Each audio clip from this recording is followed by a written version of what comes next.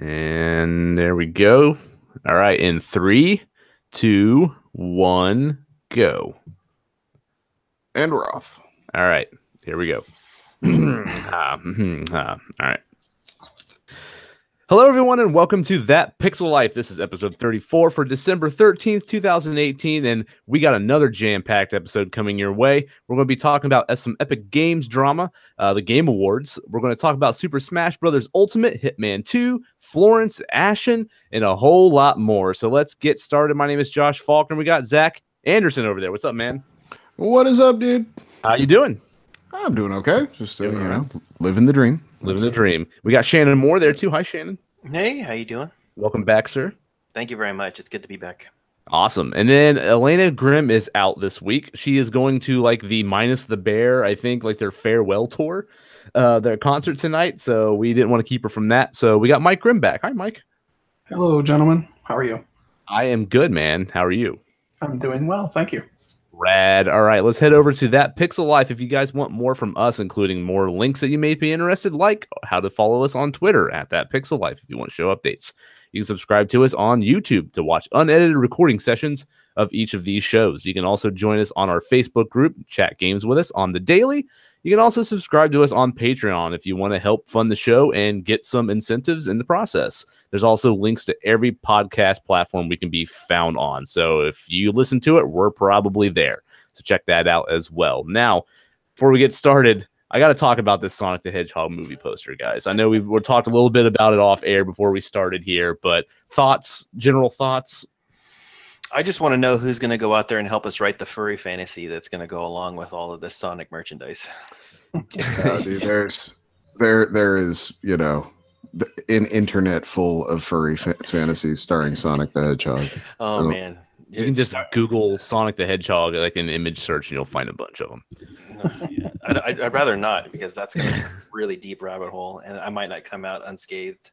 Yeah, absolutely. This thing, I mean, I'll give it everyone's poo-pooing on it, and it's just a silhouette of what Sonic looks like, apparently. But he's got like human legs. He's got some gains on him, man, and he's got like some sneakers, and he's got like some tude going on, some attitude, and I mean, we don't see the detail, but I can already tell this looks kind of stupid. Mm-hmm. Well, I mean, to start with, it's about 20 years too late. Like your average person walking around isn't like, oh shit, it's that new Sonic joint. Like, nah, it's the Sonic has become like a completely niche character. Even though video game people like ourselves want to like remember the good old days of the mascot and like, oh, but he was Sega's A1 guy. Like, he did what Nintendo doesn't, or whatever the fuck that was. But it was like, hey, that'd be really good. But it's like, that time has passed. Like, my kids don't give about Sonic the Hedgehog, like, I don't know. But then I've never really understood the Sonic love. I mean, there was one, I could argue, 2 good games, and then they just kept making games that were really bad, really bad. Well, which ones are the ones you consider good? I consider Sonic 1 good, and I consider Sonic 2 good. Okay. And then after that, they Sonic and Knuckles sucked. Like Sonic Adventure, yeah. I mean, dude, you didn't like the cartridge with the lock-on technology on top? No, okay. So like the physical object of Sonic and Knuckles was pretty fucking rad. When you could make like the 32X and then the cartridge and then the other cartridge and then like it just got like ridiculously high and it all somehow worked. Like that was kind of awesome. Yeah, like that was kind of awesome. I'll give it that. But like Sonic Adventure for the Dreamcast, like that first level ruled. The rest of the game sucked. I kind of like Sonic Adventure. I think that was when I stopped liking Sonic. Was after that game. Sonic Adventure 2 was horrible. Yeah, Sonic Adventure 2 was when I stopped playing Sonic games. That's when I'm seeing diminishing returns, and I'm out. I'm out right here. Like this is where I stop. And aside from like Sonic Team Racing, which isn't a Sonic game, like that one was pretty good. Or not Team Racing, but what was it? All-Star Racing. Yeah, it's Crash Team Racing. That's right. But yeah, like outside of that one, which was like a good kart racer, but it wasn't a Sonic game. Like the rest of them have just been garbage. And it's Sonic like, Mania was good. I like Sonic Mania myself, but I love yeah. Sonic Mania. That game was fantastic. was that the I one bought that it just came twice. out that was like the old school remake? Or Yeah, it's a Christian Whitehead version. Yeah. They yeah. levels and remixed ones and all kinds of stuff. I bought it twice. I got it on PS4 and Switch. Loved it. Well, it's a That's great good game stuff. because it's basically the first Sonic game again. Yeah, pretty Yeah. much. Yeah, no, It's like the guy cut the bullshit and he's like, hey, remember the good one? Let's do Yeah. that again. You know, That's and pretty much it. It's just a love letter to when Sonic was good. So yeah, Yeah. it's the best thing that's got Sonic's name on it in decades.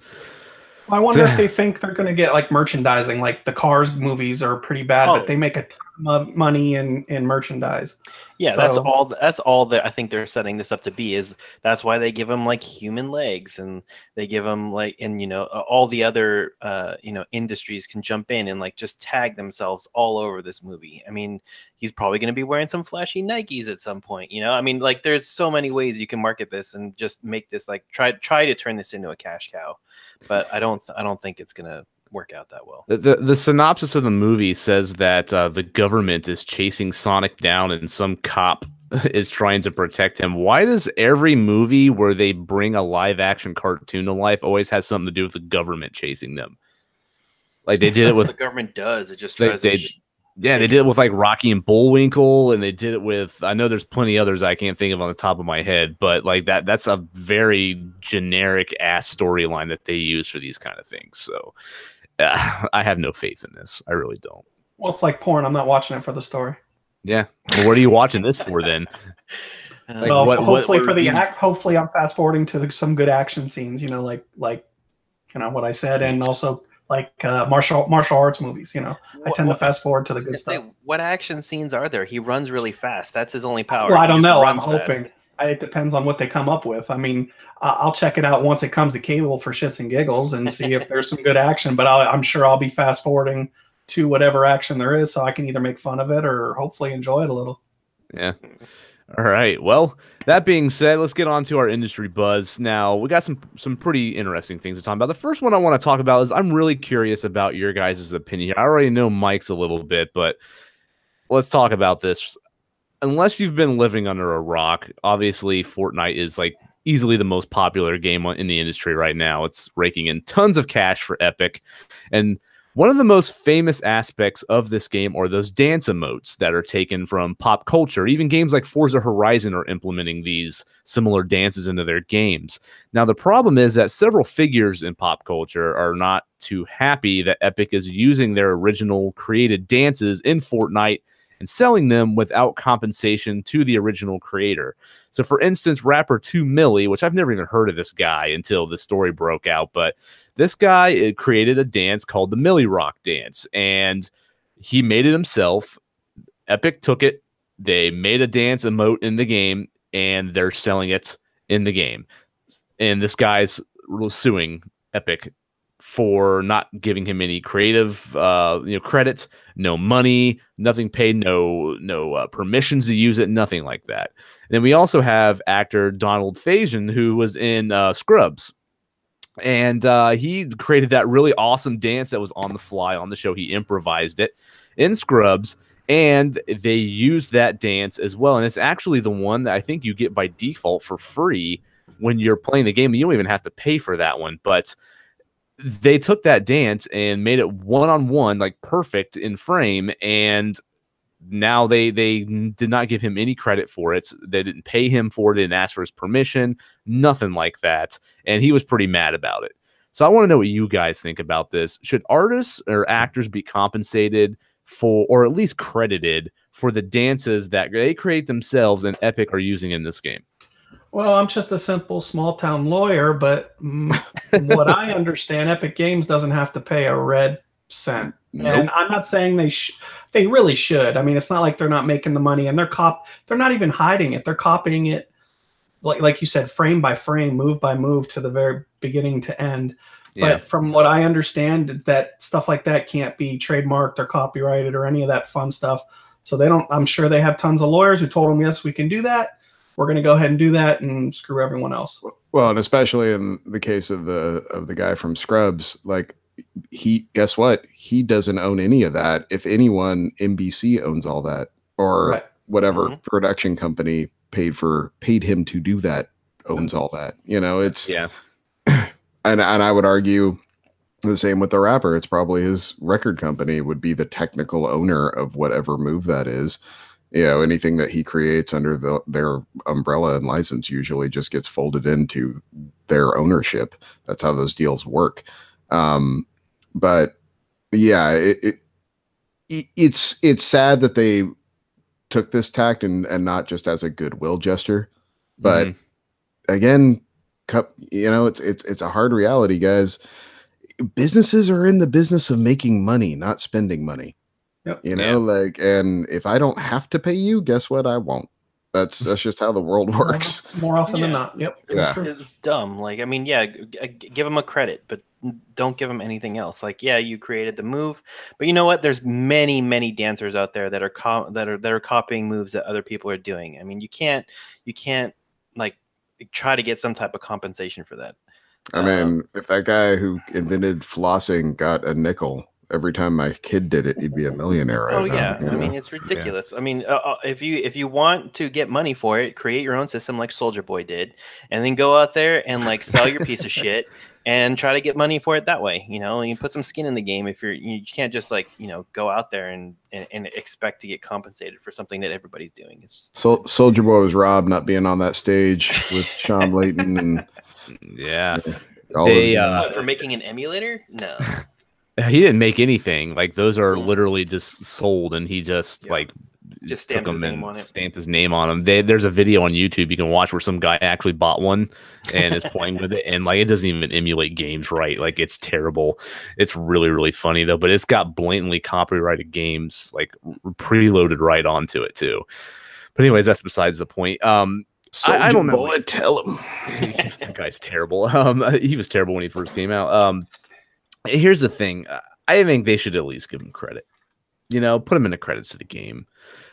I know that if let's say I recorded a YouTube video, right, and I just came up with some stupid dance, like I wasn't under a any contract. I guess you could use the excuse that YouTube owns it now because they published it to their platform. But if I just started dancing like a moron on YouTube and they took that and didn't credit me or anything like that, I'd probably be a little pissed.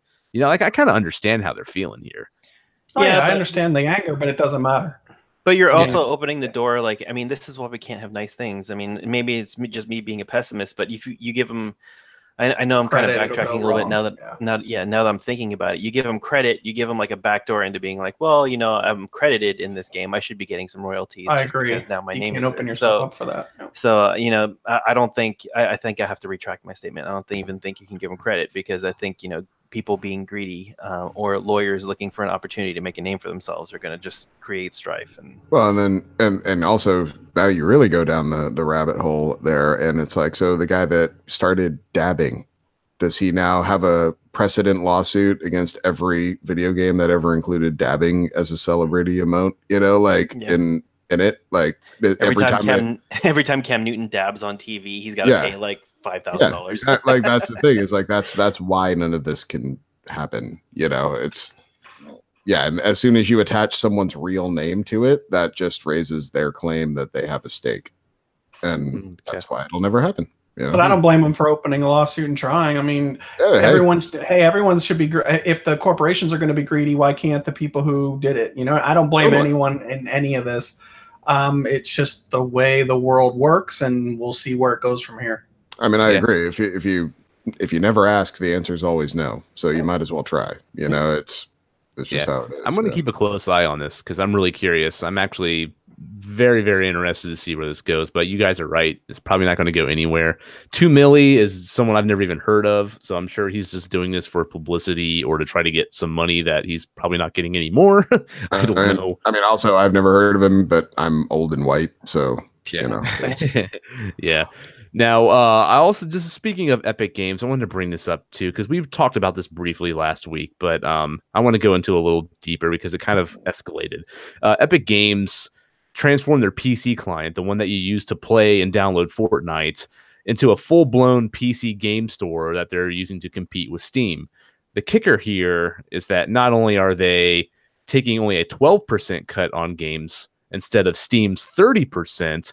But a lot of developers and publishers have announced this week that they are going to put their games exclusively on the Epic Store. Some of them are timed exclusive, some of them are not.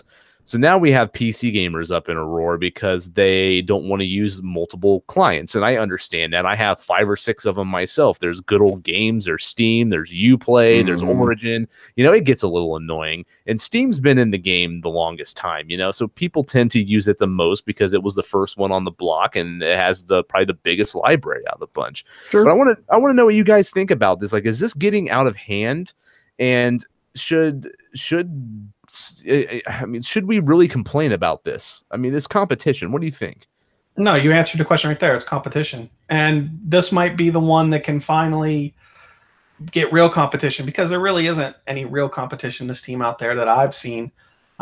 So what they're doing and how they're getting exclusives and how certain developers are now leaving Steam altogether, it should lead to interesting times, and we'll see even more sales now, which is fine by me. Well, a lot of people are claiming this is bad for the consumer. How? Buck up, dude. Like, so this is the way everything in our technological like area is going right now. Like, Disney's making their own thing, so they're pulling all their stuff off of Netflix. If you want to watch something Disney, you're going to have to subscribe to their service. You want, you know, something on TV that's not on Netflix, you're going to subscribe to your Hulu service.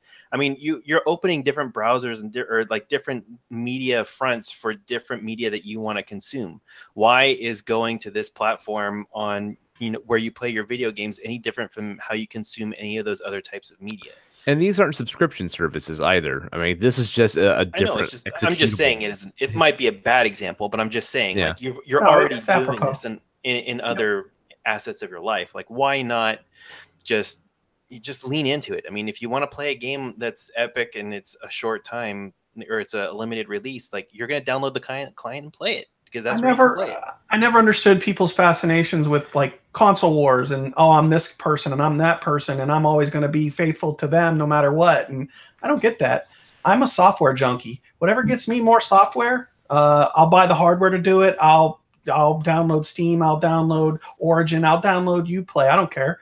I just want to play the software. And if that's what I have to do to get to the software, I'll do it.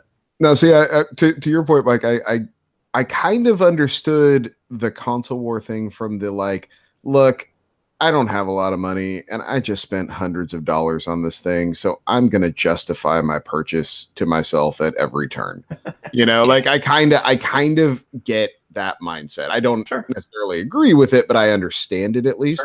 Yeah. It's like, it makes no goddamn sense for this situation, because it's like, Steam's free. The Epic Games client's free. Like, just download the damn thing and load up the game. Like, who cares? You know, the argument that it's anti-consumer is laughable at worst, hilarious at best. You know, it's horrible to have a unchallenged monolith actually have to do something for a change and react to a competitor than just continue to do what they do. It's like, no, but I mean, hey, everyone that's been bitching about Half-Life 3 and Left 4 Dead 3 and Portal 3 and all these games that Steam just decided to never make again, you know what's going to pull a lot of people back to Steam? When those games come out. So you watch. If Epic starts pulling consumers away from Steam in mass, those games will come out. They will. Gosh, darn it, Zach, could you just open up your own, like, video game firm, please? So we can just, like, follow these marketing strategies. Right. So here's my thing. I have no allegiance to Steam. The only reason I use it and use it primarily is because it's been around the longest and it was the only player in the game for the longest time. I don't like the user interface of Steam. I don't like the store. I think every time I go onto it, it just throws up random shit all over my front page. Like, I think it's a pain to dig through.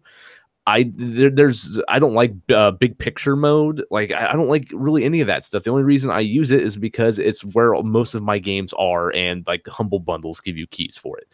That's it. I have no allegiance to it. I am all for someone who thinks they can do this better. If you think you can do it better, and you can make it feel more like a console than Steam does, by all means do it. Because I hate Steam's achievements. Also, the achievements feel like they're meaningless there. Again, I have no allegiance to this. Like, if you think you can do it better, better. And I'm still paying the same price for the games. So if the developers and publishers are getting more money off of it, but I'm paying the same price, and awesome, it's a win-win. You know what I mean? So I don't understand why everyone has this strong allegiance to Steam. Like, it's been around for a long time. They've been doing their thing. Let's see if someone else can do it better. Well, I don't get it. I don't understand either. people like the devil they know. That's all it is. You know, that's really all it is. But and the internet is a sensitive ninny.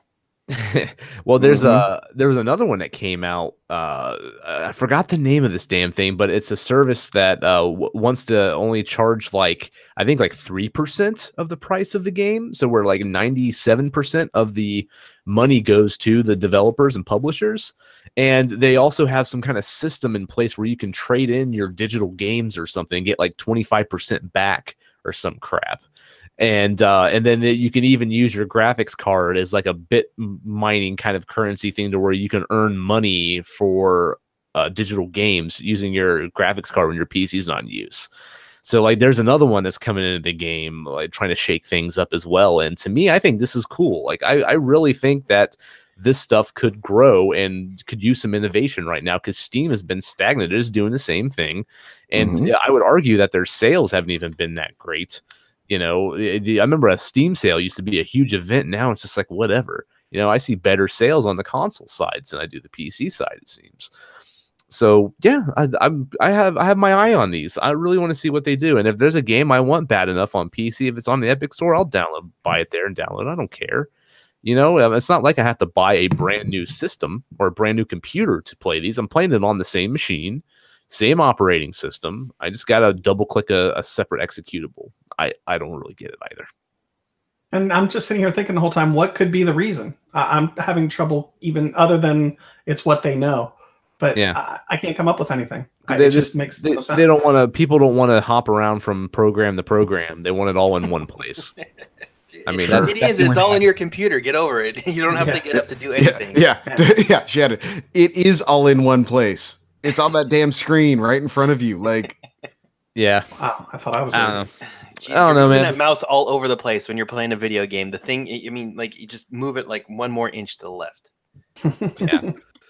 I don't know. No, I will say that I'm not a fan of Origin. Like, I would never buy a game through Origin unless it's an EA game. I think Uplay's okay. Like, they have like cool unlocks. You can earn points, you know, and like get free DLC through it and all kinds of crazy shit like that. They're all giving you free games all the time, you know, like they have like the Origin on the House and stuff like that, where you get stuff for free. Epic Games giving you Subnautica this week for free, which is awesome. Go, if you have a PC, go download that, because that game is fucking awesome. Yeah, I mean, they're running the game and they're trying to take it from Steam, and Steam needs to do something. They need to change it up. And Zach's absolutely right. If you want people to come back, get off your dead ass and start making the games that people are asking you for. That's the reason they're on Steam in the first place, because of Half-Life 2. You know, if it wasn't for that, no one would be using Steam. That's what started it all. So, no arguments there. All right, well, let's go ahead and move on to the Game Awards real quick. Now, that dropped last week. Did anybody watch this but me? No. I caught pieces of it. Okay. All right. So we got some pretty interesting announcements, some big, some small. We'll go over them here. We'll go over just the major ones here. There's a lot of indie games that were announced. Some of them weren't, you know, all that special. But what do you guys think of the show overall from what you've seen of it? Has this thing gotten better? Has it gotten worse? Is it still, you know, just marketing for the game industry? What do you think? I feel it's really interesting watching it turn into a full-on it felt like you were interrupting an E3 presentation with an award show. And I found that very interesting, how, especially with the industry pulling away from E3 and you know, those traditional trade shows for these type of announcements, like that, there were some big things that were kind of dropped on this one, and it made it seem like what the industry seems to be doing is grabbing their own marketing by themselves. They're like, this is an event we can dominate, we can take over all the aspects of it, and we can really have a featured audience front and center for these announcements. And and it worked. I think it worked. And all the advertisements were all gaming studios and publishers and stuff like that too, so they're getting ad revenue off this also. Exactly. You know? So I mean, the show was long. It was too long. Yeah, it was.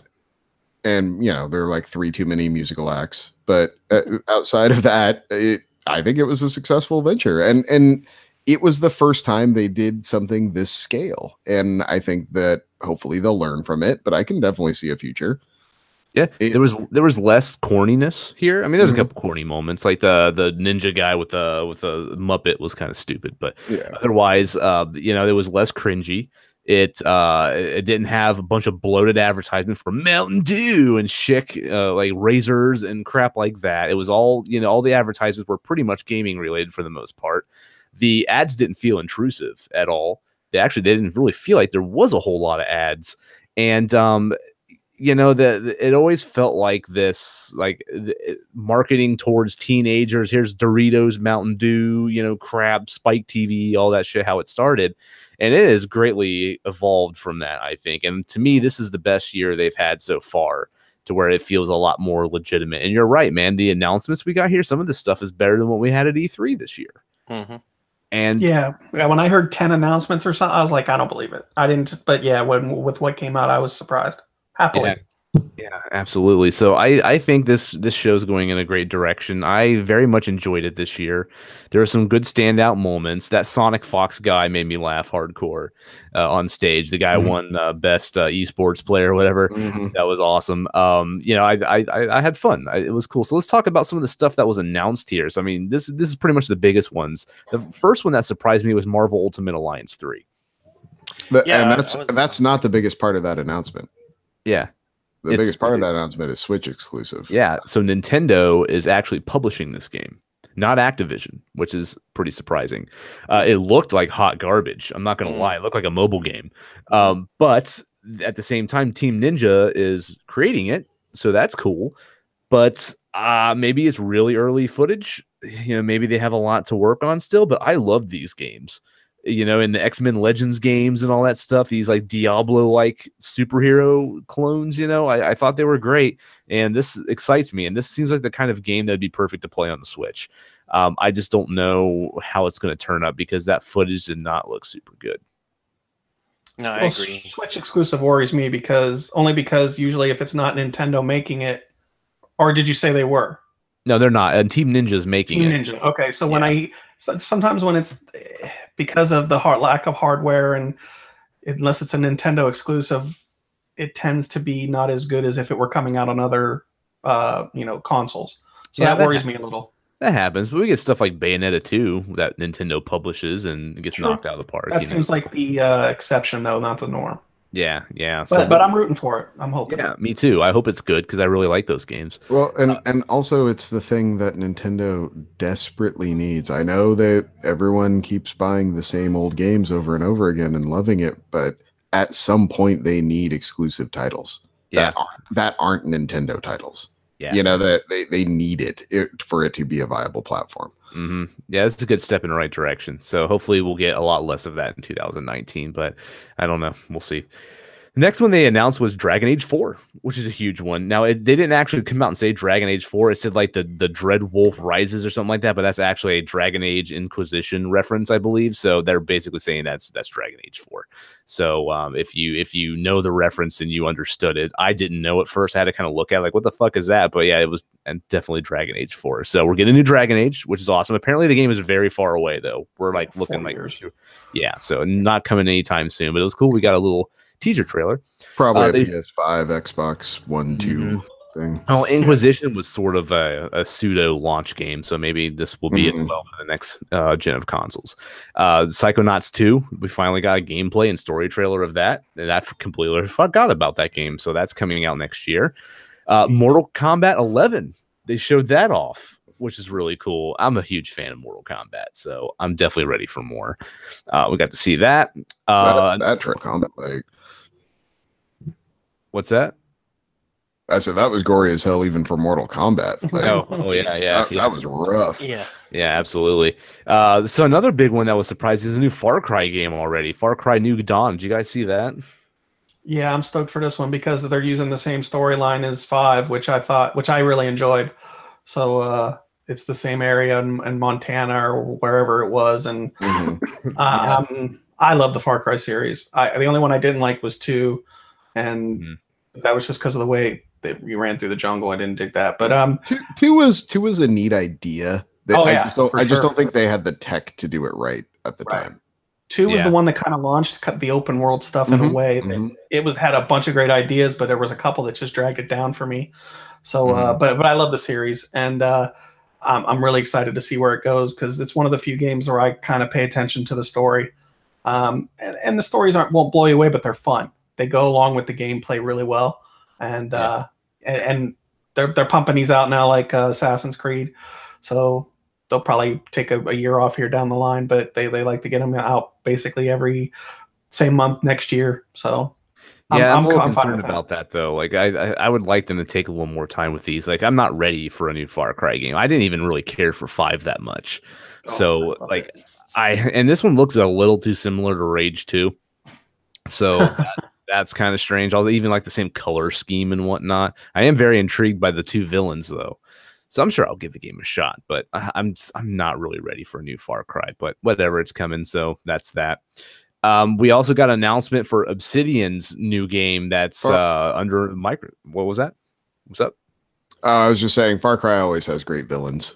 So they usually do. Far Cry 3 is my favorite in that series. I thought that game was stellar from start to finish. But Obsidian, they're now owned by Microsoft, but this game is multi-platform. But they announced a brand new open world action RPG called The Outer Worlds, and this is sort of the successor to Fallout. This game was created by the original creators of Fallout. So did you see how many times they said that? Yeah.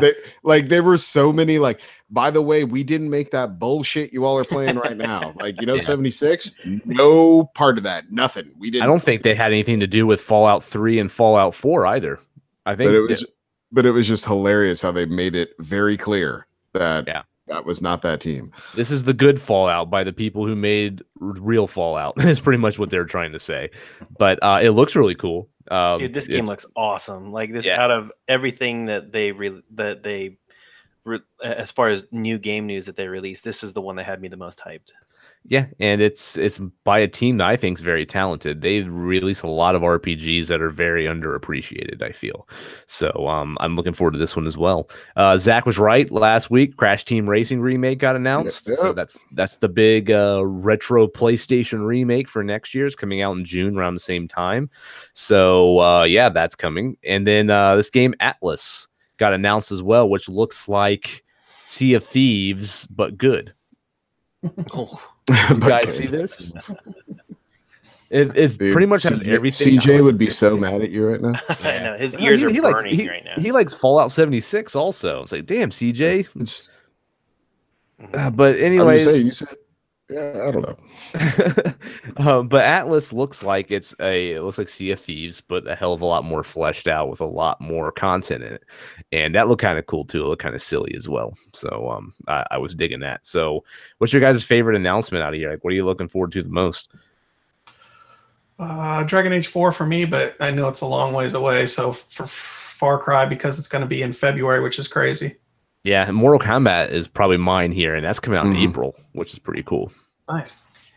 I would enjoy watching Mortal Kombat, but that's never been my jam. Like, I mean, it's fun to play a little bit, but for the most part, I'm not good enough to play that game, I don't feel. But as far as I think I've already said it, but like the Outer Worlds game was probably the one that I'm most excited about. Cool. What about you, Zach?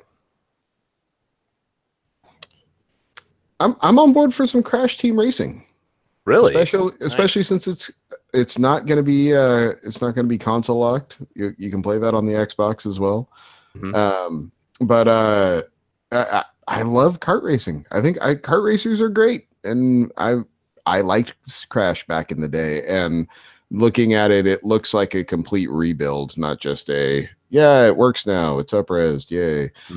So I'm on board. I like kart racers, and I think my kid is about ready to start in on them. So I'm good for that. Sweet, sounds good.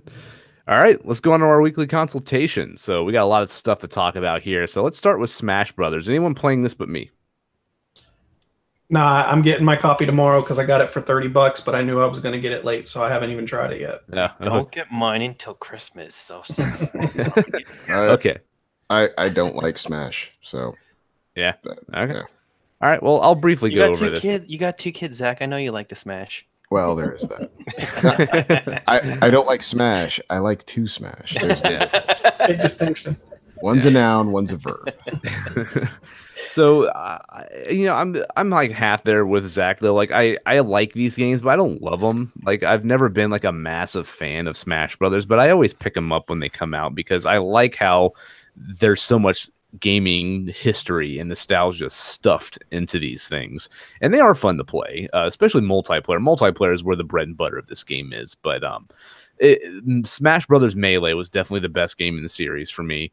And it had the best single player content in it as well. I love that adventure mode that they had in Smash Brothers Melee, and they haven't released anything like that since. So Smash Brothers Brawl came out after that. That one was okay. Story mode and everything on single player content was okay, but it wasn't good as Melee. And then the 3DS and the Wii U ones, I didn't really care for at all. They had bad single player content. The online play was kind of broken and messy. I just didn't really care for it, even though it looked pretty and it played pretty good. But I don't know, man. I like a game to have enough single player content to keep me busy because I don't like to play competitively that much. And Smash Brothers Melee knocked it out of the park, man. I put so many hours into that game just playing it by myself, and no other Smash Brothers game was able to accomplish that. That's sort of changed here, though. So Smash Brothers Ultimate is kind of similar to the Wii U game, but it's actually not a port. I was assuming it was just a built-upon port, just adding more content to what was already existing with Smash Brothers Wii U. That's not the case. They've redone everything here. That's surprising because that game came out not too long ago, too. But so this game has 78 or 76 characters, I believe, in it total. There's over 100 stages, tons and tons of music. They actually put a single player campaign in here that's pretty fun and lengthy. It takes you about 30, 40 hours to beat it, depending on the difficulty you choose. I will say that some of the content on the single player stuff is a little frustrating. So basically what it is called World of Light mode, and you're going around and you're capturing the spirits of all of these like gaming references from the past and present and stuff like that, and you can equip them to your character, and they add different buffs and effects, and you can power yourself up and then go on to different matches and stuff with them. It's kind of cool. There's some RPG elements to it. I appreciate that Nintendo put like what their fans do in the game. That's nice. They're like, oh, look at all this nostalgia I wear on me all the time, and it gives me different attributes. Yeah. Yeah, absolutely. So here's the thing, though, that you go from like point to point, and you're doing all these different battles with like different attributes and modifiers to them and stuff. And that's pretty much the gist of it. And you can unlock characters through this way if you want. And it's fairly enjoyable. My problem with it is that some of the matches that you have to play in here are so frustrating and annoying that it can make it a chore to play. There was one where some little school bus popped up. I don't know what game it was from, but it popped up and it kept targeting me like automatically. And if it would pick me up, it would just carry me off the stage and drop me off and instantly kill me. And that shit was driving me insane. I was about to rip my hair out. I eventually beat it, but there's little things like that in there that really get on my nerves. But for the most part, it's fairly enjoyable to play.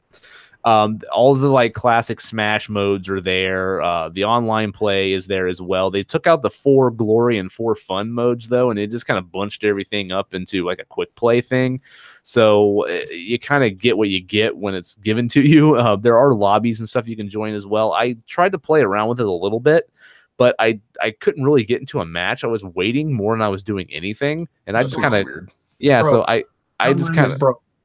What was that? The online is broke. There's a huge uproar.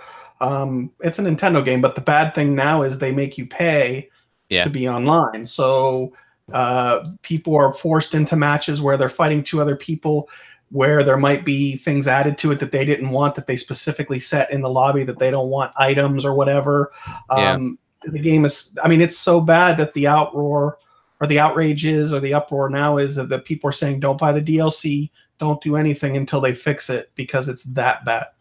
Yeah, I joined a lobby, and like a quick play lobby with like 4 other players, I think, and I just sat like on the spectator side waiting to join the game forever. I didn't even get to watch anyone play. I was just on this menu, and I sat there for 15, 20 minutes, and I'm like, come on, man, Smash stage matches usually don't last that long. It's Yeah. unacceptable because they charge you for online now. So Yeah, there's no excuse now. There none. So yeah, Nintendo as usual, but you know they're pretty conceited.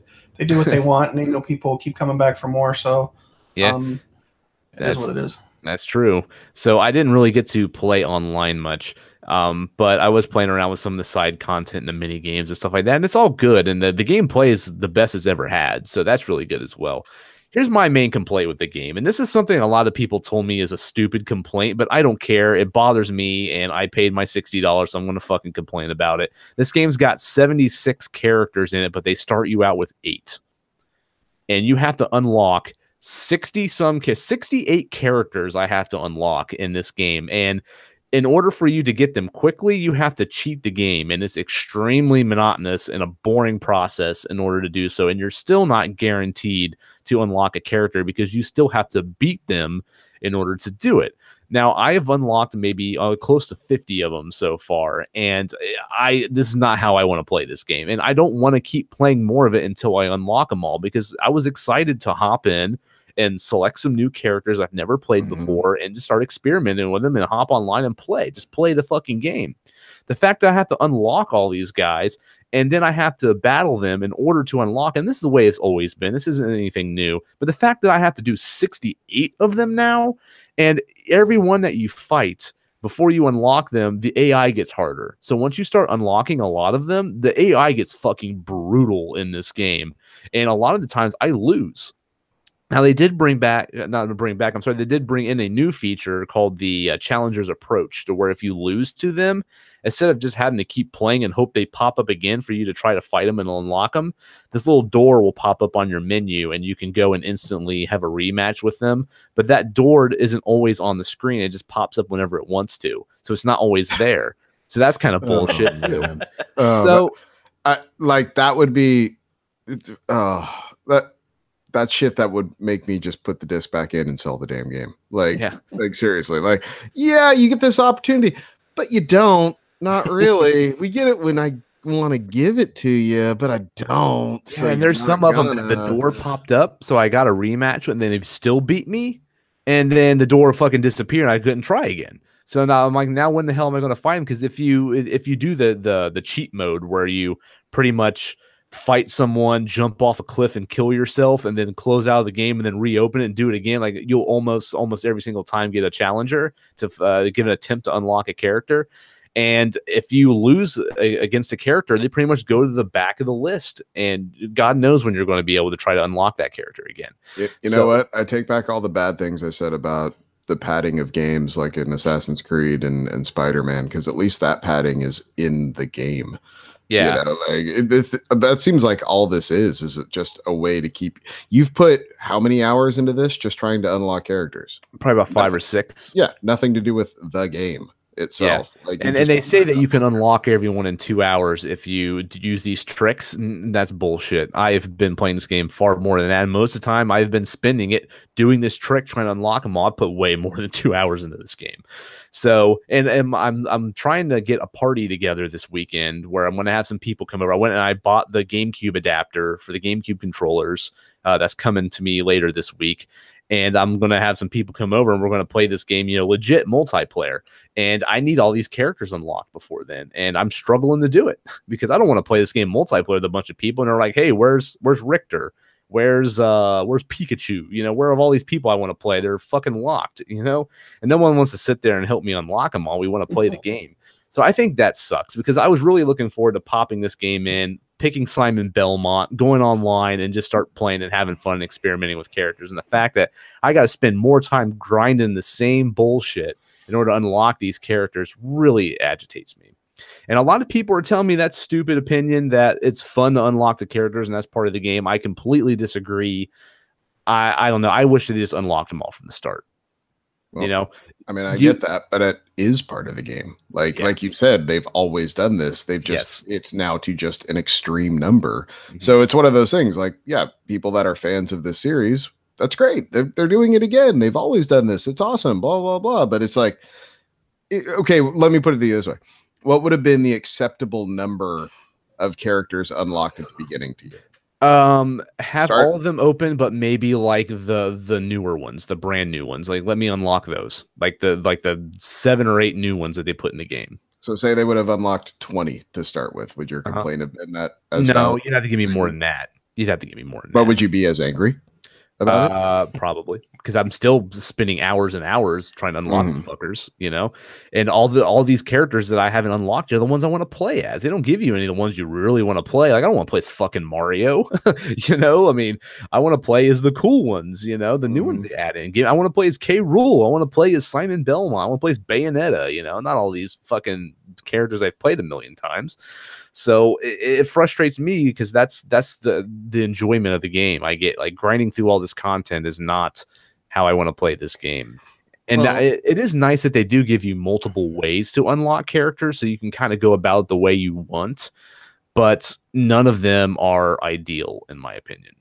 It could be worse. I mean, like, you could have the Xenoblade Chronicles problem where, like, the chances of you getting some of the rarer people are like a 0.01% chance. So yeah, at least you have like a revolving door of getting you know, the characters you still need to unlock are the ones you want to unlock. Yeah, and in Smash Brothers Melee, like, the fun to me was trying to collect all the trophies that were associated with, like, classic game characters and all this stuff they crammed in there. That's like a lot of video game history, and they have that here in the form of those spirits.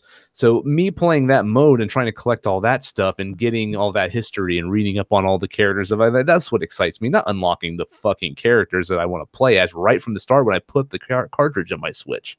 So I don't know. Like, I seem like I'm one of the few people that are complaining about this. Jason Schreier from Kotaku was actually on Twitter complaining about the exact same thing, so I don't feel too bad. No, but I won't like that either. So you're not alone. Yeah. I wish it was just. It's a reason I'll never buy the game. Like, straight up, for me, that is a legitimate, like, no, I'm never going to spend the time to do that. No. Yeah. So yeah, let's say you know, I would like to play Smash Brothers because Simon Belmont's in this, and that would be cool. Well, guess what? It might be 5-6 hours before you even unlock Simon Belmont, you know? So I don't know. You know, here's how I would like for them to do this. How about you keep the system, the cheap way to do it, like I'm doing now, but when a challenger approaches, you get to pick which one you challenge. At least that way I can start with unlocking the characters I actually want instead of just random ones. Like, that would have been an acceptable solution to me. See, I don't think I'm going to have the gripe with this game because, like, I've never played any of the Smash Brothers. So every character is new to me. So it doesn't really matter, like, what character I try. I'm going to have a blast playing it. So I think, you know, I can see how, you know, with all the other multiple iterations of this game, how this can be frustrating for you. But for me, it's just something for me to look forward to as far as enjoying the game. Okay. Yeah, that's fair. I'm happy with it. That's fair. But that's my only real gripe about the game. Like, if you like Smash Brothers, you're going to fall in love with this game. There's just a ton of content here. It's the best the game's ever played. It's technically awesome. I wish the online play was better. I'm hoping that it will evolve. But again, I haven't spent too much time with it to really complain. But there's content there even for single player, and the game feels great to play. And I'm really excited to play this with friends this weekend. But on the other end, I just wish I didn't have to spend so much time unlocking characters because I would like to just play them now instead of grinding for them. So that's kind of where I'm at right now with Smash Brothers. I wish Elena was here because I know she's probably put more time in this game than I have. Yeah. So, and we were tweeting back and forth all the frustrations we were having trying to unlock Isabella from Animal Crossing in this game. She has this fucking fishing pole attack where she, like, slings out like her fishing rod, like, and like reels you in, and it's really annoying. But her AI was brutal. But anyways, that's my opinions on Smash Brothers. So we'll talk about it more next week as I unlock hopefully the rest of the characters in the coming days, and I try some more online and try to see how that's like and see if it improves. And I know they got a patch coming out within the next day or two too, so we'll see how it goes. All right. Next up, Hitman 2. I've started playing that. Mike, have you played this yet? I have. I played the prologue and the second act or whatever it is. And you're right, the way it installed. Yeah, and the way it installed was like you had mentioned before, how it installs in episodically. But then what made me angry was it had to run updates episodically, but it would go through this weird pattern of like it would launch like it was going to, and then it would say, oh, it needs to update this. And it did it like 6 or 7 times. It was so weird. But yeah, I played the first 2 chapters. It's cool game. What do you think? I like it. His movements are a little not as. I remember playing. Oh man, what was that one? With the Michael Ironside character. He was the voice of him. Splinter Cell. So Splinter Cell's comparable in that, but I thought the movements in the Splinter Cell series were much better than this. I feel like sometimes I'm not walking into walls, but it just doesn't feel as fluid as I want it to be when I'm a badass coming up behind someone and choking them out with with fish wire or whatever. And but I do like it. I love the way it's set up and the way you do all the cool things that the Hitman character does. But I'm not real happy with the movements in it. I feel sometimes I'm fighting against myself. And then I remember back to the days of playing Splinter Cell and just thinking, man, I just feel like I was moving around much more smoothly back on the last console iteration. Yeah. Minor gripe in what is otherwise so far a fun game. Yeah, so I'm actually happy you mentioned Splinter Cell because when Hitman first came out, it was around the time Splinter Cell was popular, around PS2 era. And I remember Splinter Cell when it released exclusively on the original Xbox. I fell in love with that game. Loved it. Pandora's Tomorrow was fantastic. Chaos Theory was fantastic. And I always tried to play these Hitman games. I could never get into them. Splinter Cell always made much more sense to me, and I always liked playing that game more. So that was like my go-to stealth game. The thing that I always appreciate about Hitman is how much of a sandbox it is. Like there's so many different ways that you can tackle your objective and assassinate the person that's your target. And I always appreciate the game for that. But the game always had really crappy shooting mechanics, which I never liked. The stealth didn't seem super good. And I didn't like how the game really didn't give you much direction. Like, you're just like, assassinate this person, and that's pretty much all you know. And there's a million ways you can go about it, but I never really knew how to really start, So, like, I felt like I was just kind of screwing around trying to figure trial and error. Trial and error, more than I was actually, like, succeeding. Yep. And so I skipped a lot of Hitman games primarily because of that. And so the last year's Hitman game, I think it was last year that one came out. That was the first time I got back into Hitman because I've heard that it was such a great game. And I played around with it, but I didn't put a whole lot of time into it. So Hitman 2 was the one that I've really put a lot more time into, since like the old PS2 days.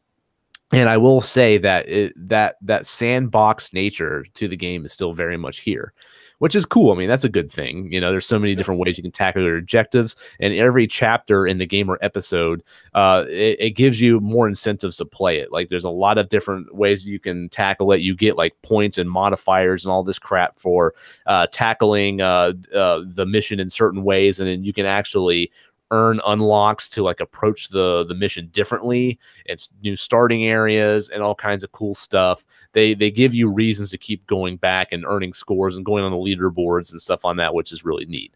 The thing that I like about this game the most, though, is that it actually gives you direction this time.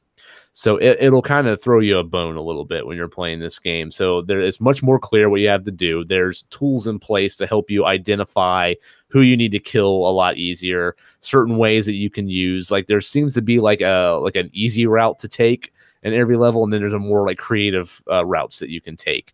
And the fact that the game just it doesn't hold your hand, but it gives you enough leeway to at least make it to where you're not confused of what to do or anything like that. And I can play this game now and I can appreciate the strengths of Hitman without feeling frustrated with it. So I think that's they probably did that to open it up to try to get more people to buy it, so because there are people that were more like, oh, well, I need to be not spoon-fed or handheld, but it doesn't need to be quite that obtuse. So that was probably a way of going about it to try to open it up to more people. Yeah, and I appreciate the so many different directions that you can use to accomplish your mission in this game, but there's actual clarity to the missions now, and the shooting mechanics feel significantly better. And there's casual modes to where if you don't want to worry about cameras catching you and like the public walking around and like getting suspicious of you and stuff, like if that stuff kind of frustrates you and you don't want it to be that much of a realistic approach, you can tune that stuff down and kind of tune it more to your play style, which is nice too. So yeah, I'm really having fun with this. That Miami level is really cool. Like you're walking around Miami in a like a Formula One kind of. That's not Formula One, more like I don't know, it's some kind of racing thing, and you have to actually assassinate one of the racers and her father, which is really cool. And you're in a packed coliseum where these races are going on. Imagine going to the Daytona 500 or whatever, and you're trying to assassinate one of the racers there with all those people around you. And it's really cool the way they do it. And the strongest suit of this game is the way the sandbox is set up. Just like you said, it's just sandbox, drop me in, put up a cool scenario, and let me do what I do. And then if I decide, like me and Elaine are the same way. Stealth games they're fun, but I tend to run and gun them more than I should. I get kind of impatient, or I want to knock on the wall like Metal Gear Solid style and hear the and do all that. But it's I can do it that way a little bit, and still have some fun with it, or try to go completely stealth if I can get the patience. But that's what's cool about it. It's set up to allow you to play it many different ways and try missions over and over again if you want. Yeah, and the game's so much open as well that I feel like every mission you complete, there's like a story you have to it, like how you got there. It's kind of cool too. Like the way I did the prologue mission, you had to assassinate this lady. You had to sneak into her beach house. And the first time you go in there, there's no one there, but then they show up in a motorcade, so you're like stuck in the house and they're coming in. And I ran around, I took out all of her guards except for the ones on the beach. And then I waited. I tried to drug her drink. I put like rat poison in like her champagne. I was hoping she would drink it, but she never did. Yeah. So she just went to sleep with her husband in their bedroom, and I went in there and just sniped her right in the head, right there in the bed next to her husband. And he didn't even wake up, man. She was just dead. Dude didn't even wake up. So I just ended up sniping him too, and then running out of the house and jumping in my boat and peacing out. Well, see, another cool thing about the prologue is I messed up, and what happens is she'll run into a panic room with her husband. And if you do, then you have to figure out a different way to go about it. And I ended up poisoning the vents that's cool. I didn't know you could do that. Yeah. And then they came running out and just poof, poof. So it was pretty cool. So it's really cool the way they set that up. It makes you feel like a badass. Yeah, because now you mention that you can save the game whenever you want. You can have multiple save points. So every time I fuck up, I always like save before I try something so I can revert back. Because I hate messing up. It needs that. It really does. Because I hate messing something up, and it's like, man, now I can't go back. This game, you can just go right back to your last move, and then whatever. But I did alert them because one of the guards outside of their bedroom, I shot him and killed him, and I guess I didn't get a clean headshot. Right. So I had to shoot him twice, and it alerted them. The guy ran into the panic room in his underwear, but the lady that I had to assassinate, she took off and like went out the front door and just fucking booked it down the beach. And I knew that she was going to get too far away and I was going to lose her or something and lose the mission. So I just stopped it, paused it, and then reloaded my game. But yeah, I thought it was funny how he went in the panic room without her ass, and she just fucking booked it. So that's the great thing about the Hitman games, because I haven't played this one, but I enjoyed the first one, and it's the story you get to tell about it. Like that is what makes these games so good, because there's so many ways to go about it, and like that's happened often for me with the first game when I'll hear someone be like, "Oh, well, I did it like this," and like your reaction with Mike, like, I didn't even know I could fucking do that. Like that's awesome, and so just having that, everyone having a truly unique experience to achieve the same goal is novel. It's really cool. Yeah. I mean, this game, I don't think it's selling so hot. So, I mean, Mike and I got it for $30 on Cyber Monday, I think it was. Actually, it ended up being 25 because we had GCU. Oh yeah, that's right. Yeah, I did get it for 25. Yeah. So, I mean, you can find the game for cheap. I think it's actually on sale again for $30 on like the PlayStation Store right now. So if you have an interest in this game, grab it. It's pretty cool. I'm definitely enjoying my time with it. And if I'm not mistaken, you can import the stages from the first game into this one and play those. So. I think that's right. Yeah. So that's pretty cool too. And I have the first game, so I should be able to do that. So yeah, check it out if you have not. Now, Zach, you've been playing Florence, right? Yeah, it started showing up on a lot of Game of the Year lists, and to be honest, I wasn't familiar with it at all. So it's an iOS game. I think it's also on the Google Play Store, but it's basically an interactive story about a woman who's in her mid-20s and kind of her first real big relationship, and the story of how they meet and how they get together, and he moves in, and eventually entropy sets in at that age and he moves out, and the story how that happens and unfolds and what happens to her afterwards. And I don't understand the buzz for it. Like, I mean, people like have legitimately put this on their Game of the Year lists and talk about it being really emotionally powerful and all. And granted, I am a man I am a man, first off, and I am almost 40 years old.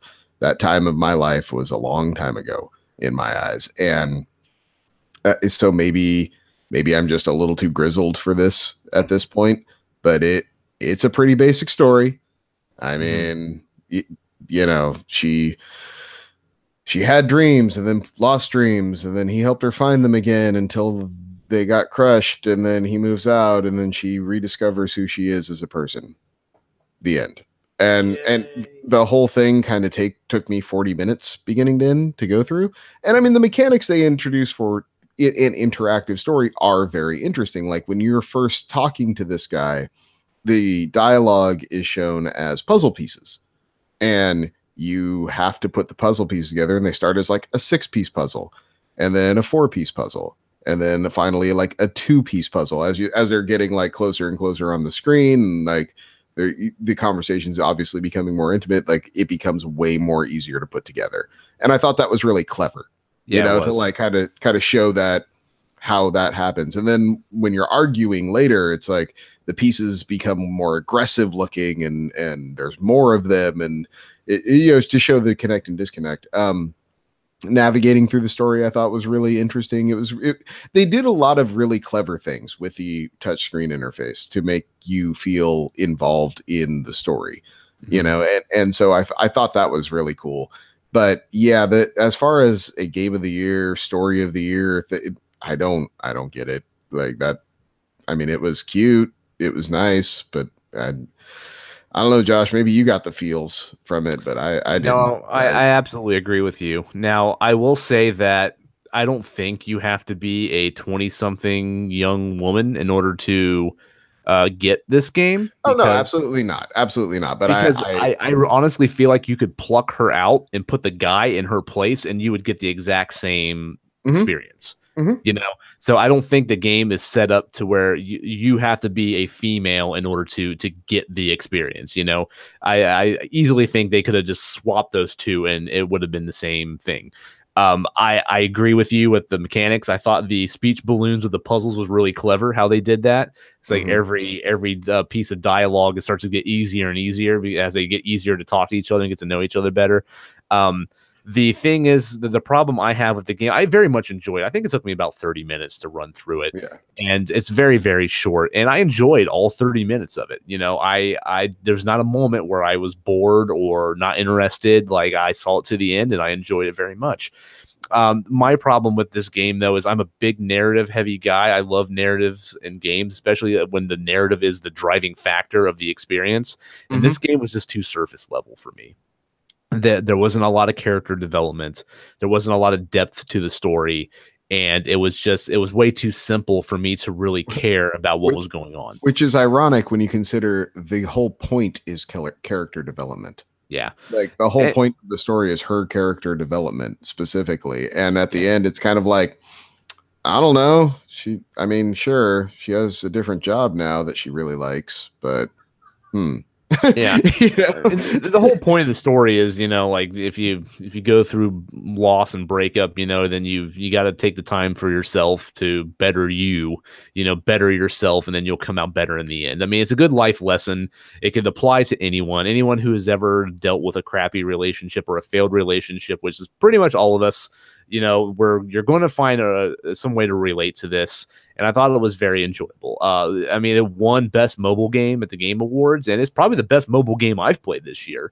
I've played a lot of garbage on my phone, and this game was very much enjoyable. But yeah, I mean, in terms of like best game of the year, no, it's nowhere close. I mean, they got to get a little deeper in this to me to get to care, because I didn't come out of it like feeling anything. I'm just like, oh, that was kind of adorable, and that was pretty much it. Yeah, I mean, I think that's fair. I hope it's a great first test for them. Yeah, I would love to see them tackle a bigger where this part that I played right now is chapter 1. Like that's something I would enjoy, because you're right, it was engaging. It kept you playing it the whole time. It was a quick 40 minutes for me. It is something that it does pull you in through its interface, and it's really, really good. But I mean, the point of it is the story, and the story was just kind of rote for me. It just wasn't there. It was like, again, this is very surface level. This is very basic. And that game is $3. Yeah. $3 for a half hour. That's what I'm thinking. Bang for your buck. I'm like, I paid $38 after everything for Assassin's Creed Odyssey, and it's like I got about 140 hours in, and I'm like, okay, it's just, I don't know, teach their own, but. You think a company like that would they're making good money for what they put into it? I would hope so. I mean, because it is good, so it is one of those things. Like I said, I hope this makes them enough money that lets them do this on a bigger, grander scale, because it is a platform just for storytelling alone. It's a platform that I would love to see used more. But this wasn't the story for me. That's I feel like I got my $3 worth. I mean, it was unique. It was unique and new enough that I felt that way. Yeah. It's not like I'm going to be a dick and try to get my money back. Like, oh, Apple, I think I accidentally got the wrong app. Sorry, guys. My kid clicked the button. Yeah, I'm not going to do that. But I did do that with Her Story, though. I'm not going to lie. But what? Her Story was so good. I bought it on Steam and beat it like an hour and then like refunded it. I felt like a dick for it. I shouldn't have done that. I've never done that ever again. But I did. That's like the most indie of indie developers too, and he just. I know. I just fucking right in the ass, and I feel horrible, but that was the only time I've ever done that. But yeah, I mean, you should probably theoretically do that with this game, but I would recommend it, because I would like to see them do something bigger. And this is from the people that made Monument Valley, so they've already proven themselves in the mobile game space. Monument Valley is awesome, but yeah. So that's Florida. So Zach, tell me about Graveyard Keeper, because I keep hearing you talk about this, and I saw it on the Game Pass. Yeah, but I have no idea what this is. What's the best way to? So have you've played Stardew Valley, right? Yep. Okay, so Graveyard Keeper is essentially like a really morbid Stardew Valley. Like you get a car crash, you wake up in this graveyard, and you're now the Graveyard Keeper. And you're like, no, but I need to go home. And they're like, yeah, be the Graveyard Keeper and you can go home. And they're like, I was just kind of like out of it. And he's like, all right, I guess I can do that. And so, yeah, it's very similar in that Stardew Valley, where it's almost like a 16-bit or 32-bit look to the game, top down. And the main thing that kills this game for me, it's a game I've learned to play while listening to other things, because the audio in this game is rough. Like like when people talk, it's like a noise that repeats while the words come on the screen. It's like a speech bubble will come up, and then like there's a little talking skull in it, and every time he talks, it's just like but there's a ton of text, and it just keeps going. It's not like it goes da da da da once while things scroll. It just keeps that noise for like minutes, and it's like, oh my god, like, and every character has their own like noise they make. Yeah. So it's funny because you find yourself talking to people or not talking to people on how like just how you don't want to hear that noise again. Or at least I do. But But yeah, it's a really weird cast. There's like a tavern owner who actually runs the town, and everyone there is just really weird. There's like a inquisitor and there's a bishop and things are around the church. But in the meantime, while you're doing all that, it's very much you're cleaning the gravestones, you're planting plants, you're collecting wood, you're collecting stone, you're building out your skill tree to let you turn those into tombstones and crosses and things of that nature. Very much along that Stardew Valley, just as you keep going, it keeps unlocking. The thing about this game, if anyone wants to try it, because, to be clear, it's very good. There's a ton of systems. It's got insane depth, but get a guide to start with, because this game is damn near unpenetrable at first. There's just so many systems and so many little things that if you don't do them in the right order, will make your beginning of game just way too long. To the point where I saw the light at the end of the tunnel and I knew where I needed to go, but it was so far away that looking up a guide it was just faster for me to start over and do it that way. But it once the game opens up, so the game starts and you get a charge from the bishop to clean up the graveyard to an acceptable level, and then he'll open up the church. And once the church gets open, that's when people will show up and drop money off. And now the tavern's now open, and the game really opens up at that point once people are bringing you money for your services. Yeah. But while all this is happening, corpses just get dropped off on the front lawn by a talking donkey. I'm not making that up. And you then have to do autopsies where you also harvest meat from the corpses, and different cuts get you different prices. But that's also part of the opening, is you need to get a royal stamp that says it's approved meat, and you need to buy one from like a bootleg guy off the side. So you're like cutting up corpses, selling the meat off. Ghosts randomly show up and yell at you. Like it's really fun, and it's really interesting, and it's very much in that format where, like Stardew Valley, you can just all of a sudden have been playing for 3 hours, and where did the time go? Because I have no idea. It's totally that same sort of time sink, because it's got the great thing where there's always something to do. Like it's either going to town, working on the graveyard, getting resources, dealing with the 3 bodies that just got dropped off. And it would be a hell of a lot easier if I could open up this corpse chute. Well, that's what I need to do. So now I've got this job and that job and that job to do to make that happen. And it's just, there's always a project. There's always something to work on. And it's a game that'll just steal so much of your damn time, but it's really good. It's surprising to me how solid that game is. I played it for about an hour and I dug it. It's funny. You say Stardew Valley. The first vibe I got when I started cleaning the graves was Viva Pinata. little bit. Yeah. I mean, just the same feeling of what I was doing. I think it's just the visual aesthetic reminds me. Yes, of very much more Stardew Stardew. So Yeah, for sure. It does have a little of a pinata aspect to it too, when it comes to like laying out how you want the graveyard to look and like all that stuff. Yeah, for sure. Very unique game. Very unique and fun. And I do want to put some more time into it. I think I'm going to this weekend because that and another game we're talking about in a moment. Those are the ones that the Game Pass for me it's been pretty good so far. They've been killing it lately. Yeah, I think they're adding a few more games this month before the end of the year that I want to play too. Yeah, I think literally every game we're about to talk about is a Game Pass game. Yep. And yeah, it's like when I look, and these are all games I would have liked to have thought I would have purchased otherwise. Right. And so when I look at it that way, it's like I paid $60 for the year. Yep. Like, all right, there's 3 games plus Forza. Like, so that's good. Crackdown 3. I've already installed Crackdown 3 and all the DLC. They let me pre-install it. So, I mean, I'm sure there's going to be patches and, an update since then. But, of course. But when I saw that installing, I was like, whoa, this is great. So, Yeah, very cool. So the next game we want to talk about, which is also just hit Game Pass, is Ashen. Which was like a surprise drop. Yeah. We had no idea that was coming. So that's cool. I've been playing. I subscribed to Game Pass this week just to play this game, and this is a very much a Dark Souls like game.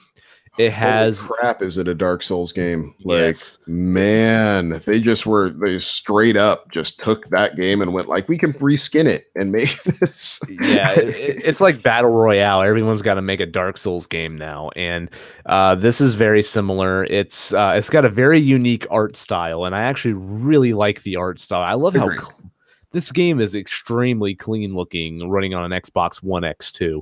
I was kind of blown away by the graphics. Like I thought this game looked really good in motion.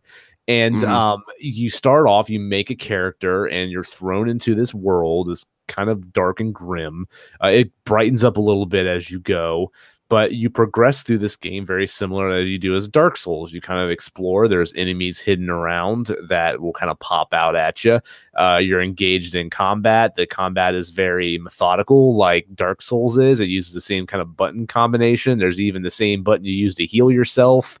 The controller layout's literally the exact same. Yeah, literally. It's very, very similar. The main difference that I've seen here is, one, I don't think the game is quite as difficult as Dark Souls. At least I haven't ran into anything that's too bad. Maybe the game just, it kind of calms down in the beginning and maybe it'll ramp up. But I mean, Dark Souls will kick in the balls right from the start. And this game, I felt like it eased you in better. So that's nice. This game is also co-op. You can play it with another partner if you want, or they will have the second player controlled by an AI if you'd rather have that way. So it's like a Dark Souls game, but you're never alone, which is really nice. I like that about it too. You don't feel like you're just kind of stuck there by yourself. There's always some kind of aid for you. So people who liked aspects of Dark Souls but didn't like the brutal like nature of the gameplay mechanics and everything might find more enjoyable stuff in this game that might dig. You might dig. So I don't know. What do you think, Zach? I was super into it too. I really am into the look and just kind of the fantastical world they built there. I mean, it is so Dark Souls though that it kind of it's almost like it's not upsetting or anything, but it's just one of those like, wow, you guys really just went for it, huh? Yeah. I mean the fact that it's like yeah, it's like, they're Crimson Gourds, not Estus flasks. It's scoria, not souls. Oh, these ritual stones certainly aren't bonfires. It's one of those things that's just so blatant. Have you done the whole liberation of Vagrant's Keep or Vagrant's Rest or whatever, the thing that's right at the beginning? Yeah. Where you but it's like your town now. Have you done that? Oh, no, I have not. Okay, so that becomes you're probably not too far. It happens pretty soon. It becomes your home base. Okay, and there was one area, because I was in like an open kind of area, and like I started capturing like certain points like that, like those like runes that you're talking about, or those stones or whatever that kind of act as your bonfire. Like you kind of clear those areas out and you kind of claim them in this. Yeah, game. so Vagrant's Rest ends up becoming kind of like a base, and a cool thing they do is you can find people in the world that you can send there, and then they will do stuff in the town that will help you, and it's a neat trick. It's a neat little thing to kind of like, oh, I'm like expanding this town and it's all giving me stuff, and that's cool, and it's a way to like kind of get you a little more into the story. But I thought that was one non-Dark Souls thing it had that I thought was a nice touch. Like it was a good little bit of what's that game, Dark Cloud 2 or whatever. There's a little bit of that in there, Okay, cool. Now, I didn't like Ashen. I mean, but to be fair, I'm not a big Dark Souls guy either. I love the art style. Don't get me wrong. I do like that. I like the world, but I thought the movements it was kind of dive in, hit them once or twice, dive out, block if you can. And I actually ran to a point where my co-op guy just disappeared on me. He didn't run with me. So yeah, that happened to me too. I like numerous times actually. Yeah, I must have been going or I went the wrong way or something. But and I died a lot. I'm not good. I'm not good at those games. But I feel like the movement wasn't that great. Like I would kind of jump in and jump out, and there was like a little bit of a delay, and Yeah, it's not as smooth as Dark Souls. I mean, Dark Souls is very much what you're describing as well, but Dark Souls, I mean, it felt like there was a slight pause between moves that Dark Souls didn't have here. Yeah. Yep. So that does exist. That didn't really bother me, but I'm so used to these kind of games though that I felt right at home with it personally. I did have the exact same problem you were talking about with the AI though, with the AI partner. And if I'm not mistaken, I think there's a button you can press that'll make them kind of come back. I think it's like up on the D-pad or something you can do. I'll have to try it. At least I thought I hit that once and then they pop back up. I don't know. It would be much better if. Yeah, there was a part where there's a little cliff and it's like a, 4-foot drop or something where it's not. You can boost yourself back up it. It's not that far of a drop, and the AI partner I had would not go down the cliff. Like there was literally no other way to go. There was nowhere else to go. He just wouldn't go.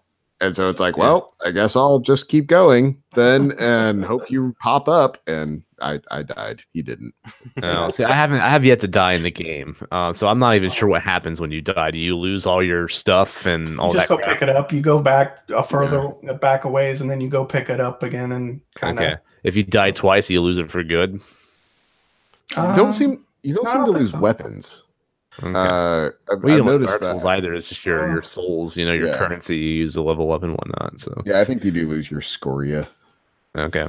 Now, does the combat open up at all later on, Zach, or does it still just kind of you're using some kind of handheld and? Yeah, not really. I mean, it's just the weapons change, so you find things that do a lot of damage but are light, which are nice. So does the combat seem varied? It seemed pretty one note to me. It's like Dark Souls is in the weapon that you select kind of changes the way combat, or sort of like Monster Hunter does the same thing. Your combat mechanics are really going to depend on what you hold in your hand, and this is kind of the same way. Okay. But I think what you're describing is what you don't enjoy. I don't think that really goes away. Yeah. So, fair enough. Yeah. I get why people like it. It's just not my cup of tea. Yeah, absolutely. For sure. Yeah. So the next game we wanted to talk about too is Strange Brigade. Let's talk about my cup of tea. That is my cup of tea. Yeah.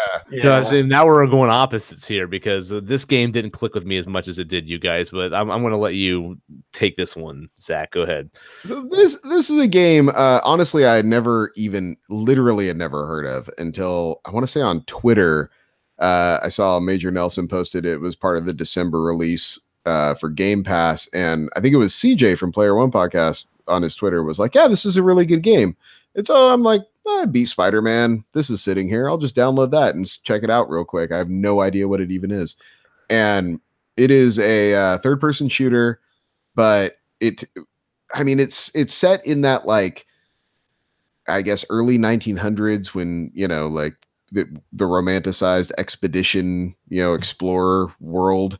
And you're part of the Strange Brigade, which is 4 people from around the globe that have various traits and abilities.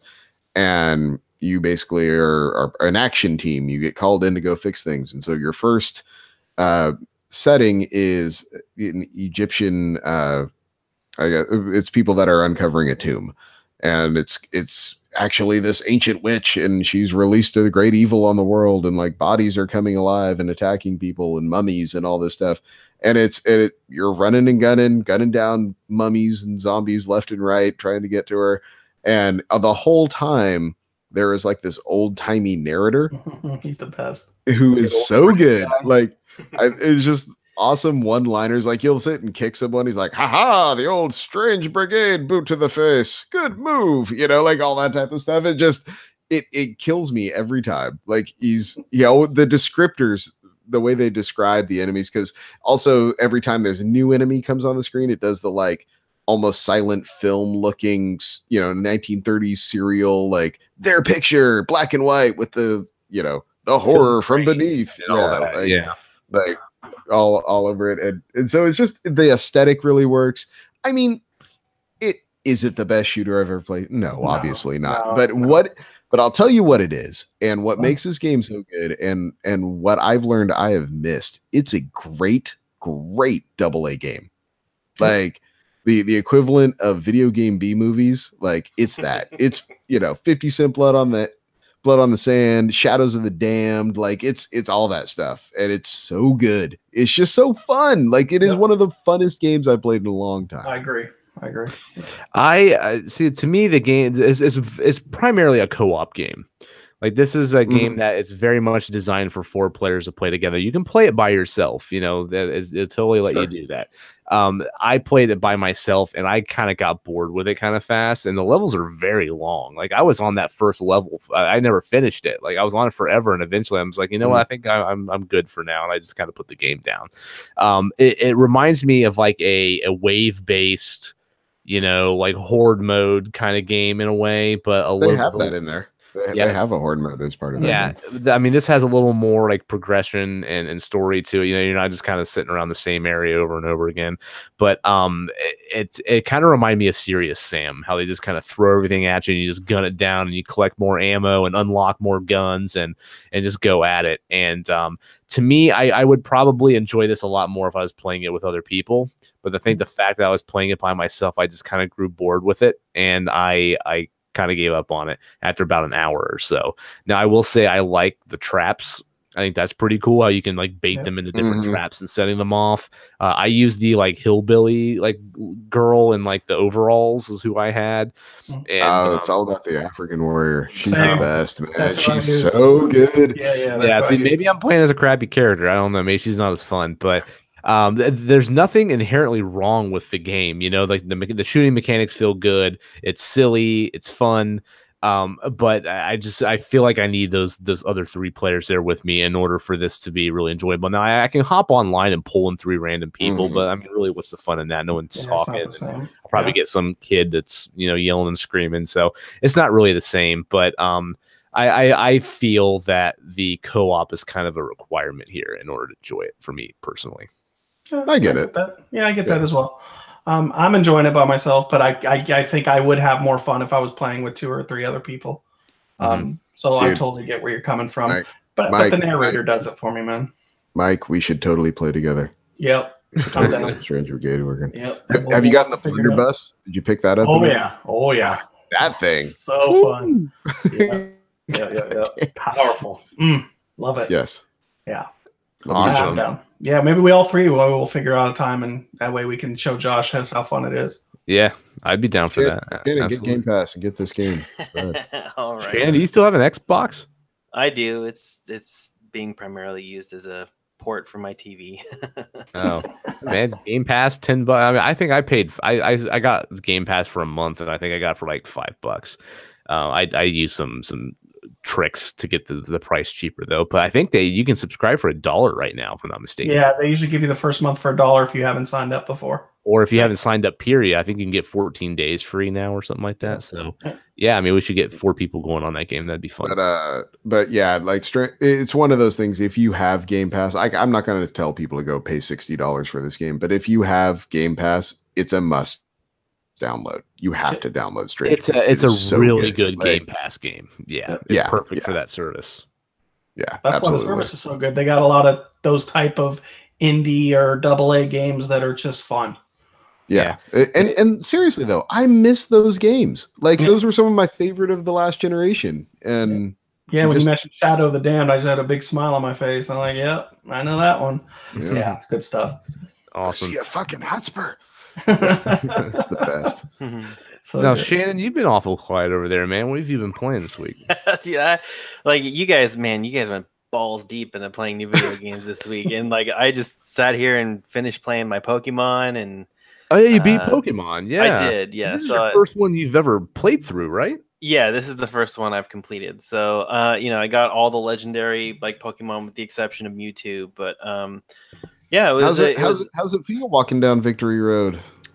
Like getting there was a pain in the butt because like I didn't know I was unlocking Victory Road when I did it. I just thought I was like unlocking a new part of the map. So you're like, man, this area is really tough. Yeah, it was like, and there was no fast travel. So like when you get like maybe like 6 of the badges, and like I'm unlocking all the little different steps to get like further down the road. And then, I hit that dead spot. I'm like, damn it, I got to go to another gym, and there's no quick travel. So I got to like walk my happy ass all the way across the map to like find one of the gyms I haven't beaten yet. And so that was kind of annoying, like the lack of a fast travel system. But other than that, like I enjoyed that game. I enjoyed it a lot. I thought the game does have fast travel. I didn't think so. Yeah, well, it does. If your Pokemon fly. flies, yeah. Yeah, okay. Yeah, you have the flying ability. You can fast travel that way. You can go to any town you want. Son of a bitch. Well, anyway, you just pissed Shannon off so much. Yeah, so I just wasted a whole bunch of time there. The but game literally stops you and like, hey, bro, you can fly now. And it even shows you how to do it. Well, then you get that like balloon chair too. You can do. I must have just freaking just mashed buttons to get back to playing. But the one thing that it doesn't piss me off. The one thing that I found annoying about this game is they marketed it to go in accordance with your Pokemon Go mobile app. Like you can take Pokemon from your app and you can put them in this game. The thing that they don't tell you if you're not like a avid Pokemon player is that you can't just pull any Pokemon from your Pokemon Go app into the game willy-nilly. Like you can't they have like different regions in the Pokemon Go app since it's been out for a while. So if you have maybe like an exotic Pokemon or something that you want to bring into the game, something that you have maybe like a crap ton of, and you can't use them in your app, but you want to maybe try to have some fun with them or try to get them to evolve in your game, you can't bring them all over. It's kind of specific to just the Pokemon that are in that series. So I was kind of bummed because I had been saving up a lot of my Pokemon in my app so I could bring them over into the game. So I was kind of disappointed when I found out I couldn't do that. But for everything else in the game, I enjoyed it all. I had fun with it. I would play more of the Switch version Pokemon games. So yeah, I'm pretty happy. Awesome. How many hours did it take you? 34. But that's because I walked my happy ass everywhere instead of flying like I could have. Because I think I'm 5 hours into it, and I have like 4 badges, but I still have I'm almost at like the 5th one. Like I'm on my way there now. So the game hits a point where it ramps up though. Like all of a sudden you just can't progress without grinding a little. Yeah, there was one gym where like you get the surf technique and you're kind of water skimming and you get to like this the cave, but the cave won't let you go to the town. You have to go all the way back around the map to like the other side and then come down like another way. So that was figuring that out kind of took some time. But it was a nice, relaxing experience, and it was awesome. I put that game down, and then I was like, "Oh, you know what? Everybody's talking about Mega Man 11. I think I'm going to download it because it's on sale. It's 20% off right now, like $23.99. It's not like breaking my bank at that point.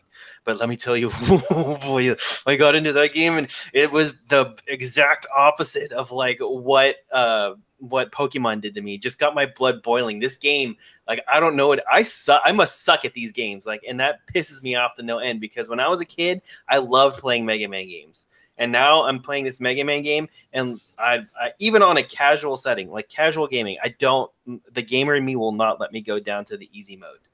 Like I have to play casual as far down as I have made the conceit that I'm willing to go. And I am just. It is. I thought casual was the lowest. No, there's one. I think there's one more below that. I think. Yeah, I think it's easy or whatever below that. Yeah. And fucking baby mode because that's what I'm on. Oh my god, I'm so filled with rage when I play that game. Like, blood boiling, like hysterical laughter at the. Did you get to the balloon level? No, I haven't even tried that one yet. I did the brick level. I did the brick dude, and like. I don't know I don't know how they expect you to dodge that dude once he turns into that giant freaking turd that takes up half of the screen. Like, do you have to like drop rocket down and then do a high jump like over his attacks? Like, because I tried sliding underneath him. I tried like, stopping the time to kind of like run underneath the attack. It didn't matter what I did. It's like that hitbox when he drops that arm down is so big.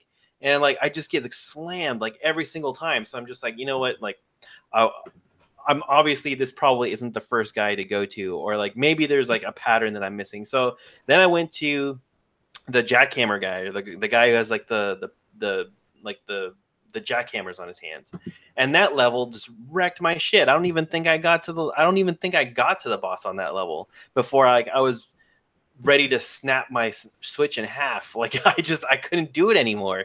So I don't know. I don't know if I'm gonna go back to this game. I'm so. Well, I'm with you, man. I couldn't get past the first boss. I only tried 3 times, but that was enough for. I mean, I'll play it eventually, but that was enough for me in that moment. Yeah. I mean, you just dodge his hands, man. I don't really understand. That's the thing. Like he's so big. Like that's what I'm saying. Is there's no way to dodge that smash. Like even when I thought I was outside of the zone for that smash, like it still got me. Like I don't. See, I thought when he was little and jumping over the blocks he threw were tougher than that. Oh no, I wrecked him when he was small. Like he probably only lasted like 5 seconds in the small mode before he turned into that big turd, and then I get wrecked. You think this will piss you off? Play the Balloon Man one or whatever it's called. Yeah. I mean, because it doesn't matter what difficulty you're on. It's the fact that you're bouncing all over the goddamn place, and you can't like hit that platform you need to because you bounced off into some other direction. That shit drove me nuts. And I mean, that's pretty much like infamous with that game, though. Everyone bitches about Balloon Man, and play that one if you really want to rage out.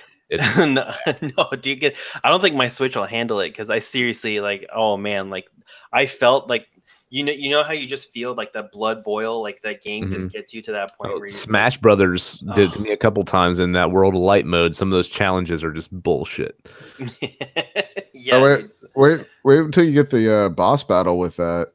Fuck, I'm blanking on what his actual name is, but that boss battle with the balloon dude sucks. Like, it's like he bounces all over the place, and you hit him, you injure him to a certain point, and then he breaks into like 8 different balls and bounces all over, and you can't touch any of them. And then he recombines and starts flying at you. Yeah, this game seems unfair to me. Like when I play Cuphead, I don't get as angry because to me it seems fair. Like I lose because I'm just not good enough.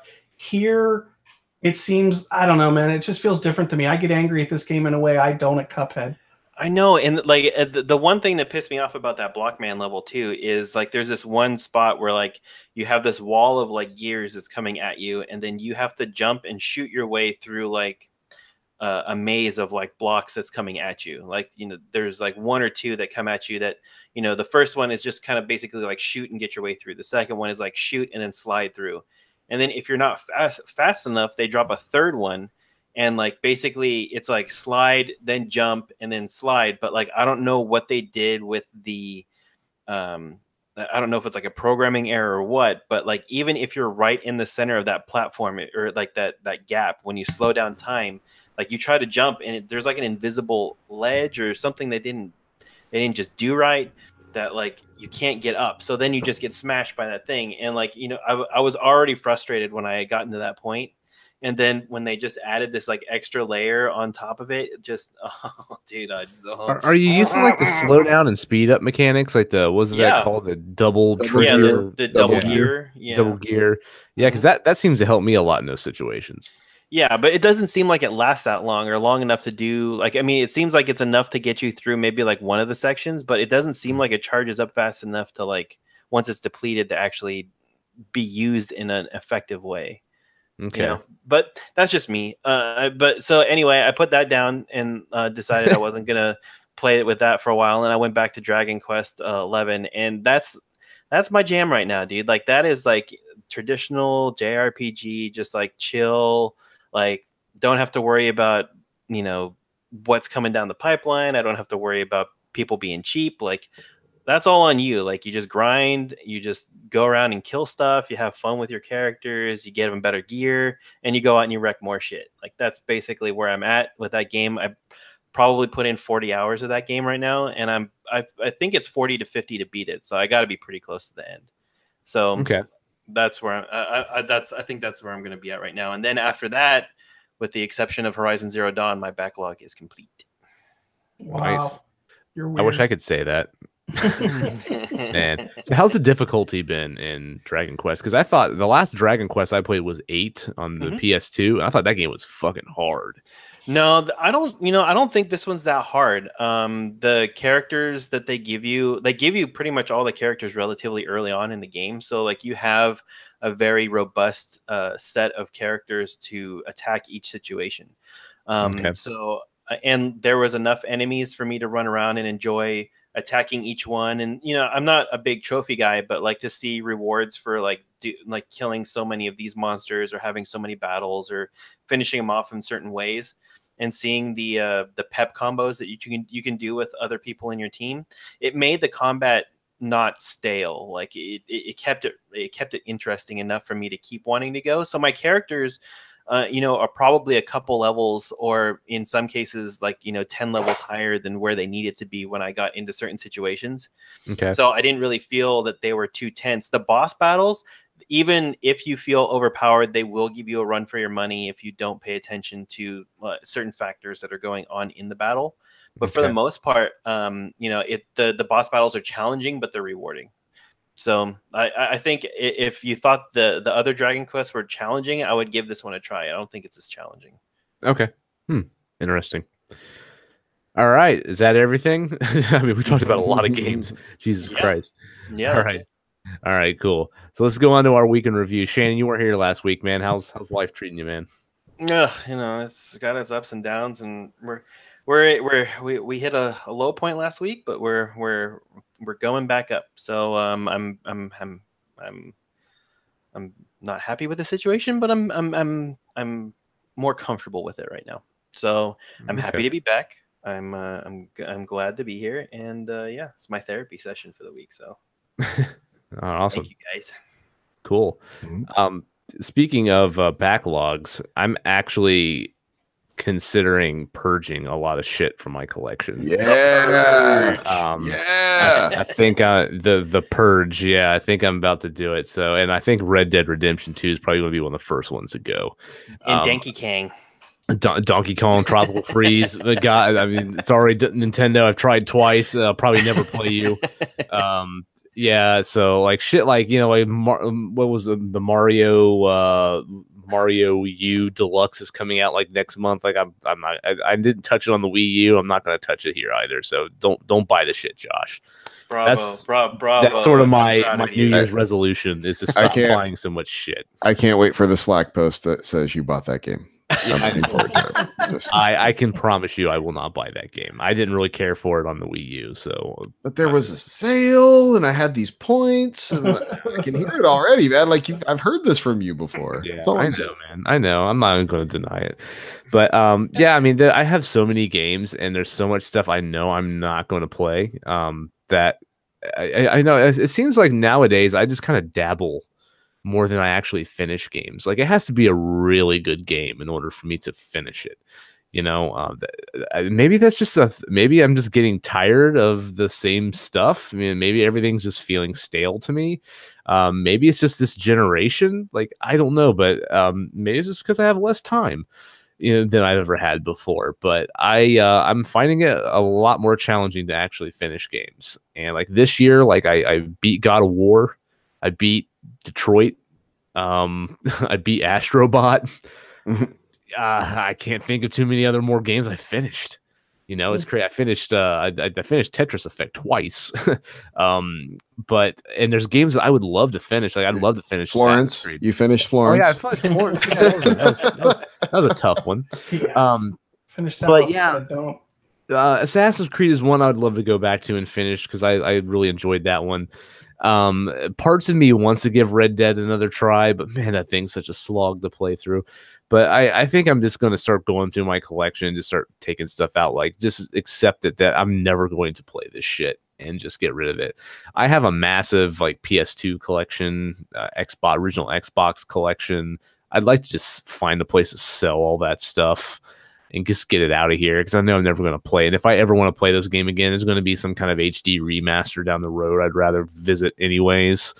I'd really just like to purge a lot of this junk and I need to be more like Shannon. I need to focus on one game at a time and stick with it, but I'm ADHD with this stuff, man. I just want to bounce around all over the place and it's hard because I want to play everything. So Well, I'm trying to heal myself of this plight, I guess you could Yeah, say. next year is going to be a challenge for me. We'll see if I hold it, if I hold this focus. Yeah, 'cause next year's it's going to be a lot better than this year, I think, in terms of quality of games. Mhm. I'm already seeing like a ton of stuff that I can't wait for. I'm more excited about 2019's games than I were 2018's. So I don't know, but yeah, I just need to admit that I have way too many games that I'm ever going to play, and they need to go bye bye. There it is. So, Good luck. That's step one. That's step Yeah. one. Step one is admitting you have a problem. Yeah. Yeah. So, Game Pass is a great sort of substitute for this, because I can just go in there and dabble with what I want and not feel bad that I spent $60 on it. On Tropical Freeze. On Tropical Freeze. Yeah. And in this case, it would be, what was the one with the fox? Star Fox? No, the Xbox game with the little fox, Lucky's Tale. Lucky's Super Tale. Lucky's Yeah. Tale. I bought that and played like 10% of it, and then never played it again. And that's on Game Pass. I could have just played it there, Yep. So I'm hoping Game Pass really expands out and adds more stuff into it, because I could really see me just sticking with that. Other than like the heavy hitters like Resident Evil and Anthem and stuff like that. That's coming out next year. By the way, I played Anthem. I can't talk about it though. I played it. It's a game. It's a video game that I played. It's a game that exists. Yeah, it's a video game that I played. You can confirm there is a game called Anthem. Yes, and I have played it. That's about the only thing I can say. Hopefully that embargo drops at some point. I know that that's going to open up to everyone in February, like the beginning of February, and maybe I can talk about it more. But as of right now, yeah, I don't want to end up like the guy who had all of his Origin games deleted because he started streaming the game and stuff like that. So, yeah, but that is a game I played. Zach, what's going on with you, man? Well, I actually had a super cool experience on Sunday. Being a lifelong Raider fan, I've never actually been on the field during any sort of game festivities. And a friend of a friend got me passes to go on the field for pregame. And so it was really cool to like be down on the field and see how ridiculously huge these men that play this game are. And I got to be on the field for player introductions and the national anthem, and there was a flyover and all that. And it was just, in all my years of attending sports, it's a view I've never had. And it was just a really, really neat experience all in all. And then, then I had to go back to my seats to watch the game, and got a actual amazing game. It was back and forth, and there were injuries, and then heroic comebacks, and then a guy to force overtime slips and falls to kick the winning field goal. So the Raiders end up winning, and it was one of those like, yeah, awesome. That was just a great day, and I'll be honest, as a Raider fan, I don't get many of them. So it was. Did you get to meet any players or anything? A few, yeah. Rookie Arden Key and Lee Smith and a couple of the old Raider vets were wandering around the sidelines, so it was neat to say hi to them. It was just a really cool once in a lifetime experience for me. So that was all. Well, condolences as the city. You heard what happened today, right? Yeah. Well, they were never. Well, they're saying it might hasten them moving quicker. I don't know. They were never going to play in Oakland next year. I guarantee you they wouldn't. So, my question to you, Zach, is: I see you drinking Gatorade. Are you still recovering from Sunday's festivities? I actually, because of being a friend of a friend hookup and all that, I wanted to make a good impression. So I was actually on pretty decent behavior Sunday. Nice. Because I was like, and also, hey, I want to remember this. Like being falling down drunk on that situation is not necessarily the direction I wanted to go. No. Not to say I haven't at Raider games in the past, but this particular one was not a direction I was going to head. Nice. So, But it is scrape your ass out of the seats of the stadium one time or something. Well, there've been incidents where police were involved, where early exits happen. Who can say? I mean, I wasn't there, so I don't ask me about it. Okay. Yeah. All right. We'll just keep it at that then, man. Mm-hmm. That's cool. You keep your debauchery to yourself. I usually do. It's the best way to do it. All right. Mike, what about you, man? I finally hooked up my computer and my new monitor right before we got on here, installed a couple games, and started running it because I wanted to see how the 2080 blazed with the 34-inch widescreen monitor, and yeah, it's pretty damn sweet. So Cool. Happy about that. And then found out I'm going to Romania next month for work for about 4 days. I've never been, so I'm looking forward to that. What's there to do in Romania? Is there anything cool?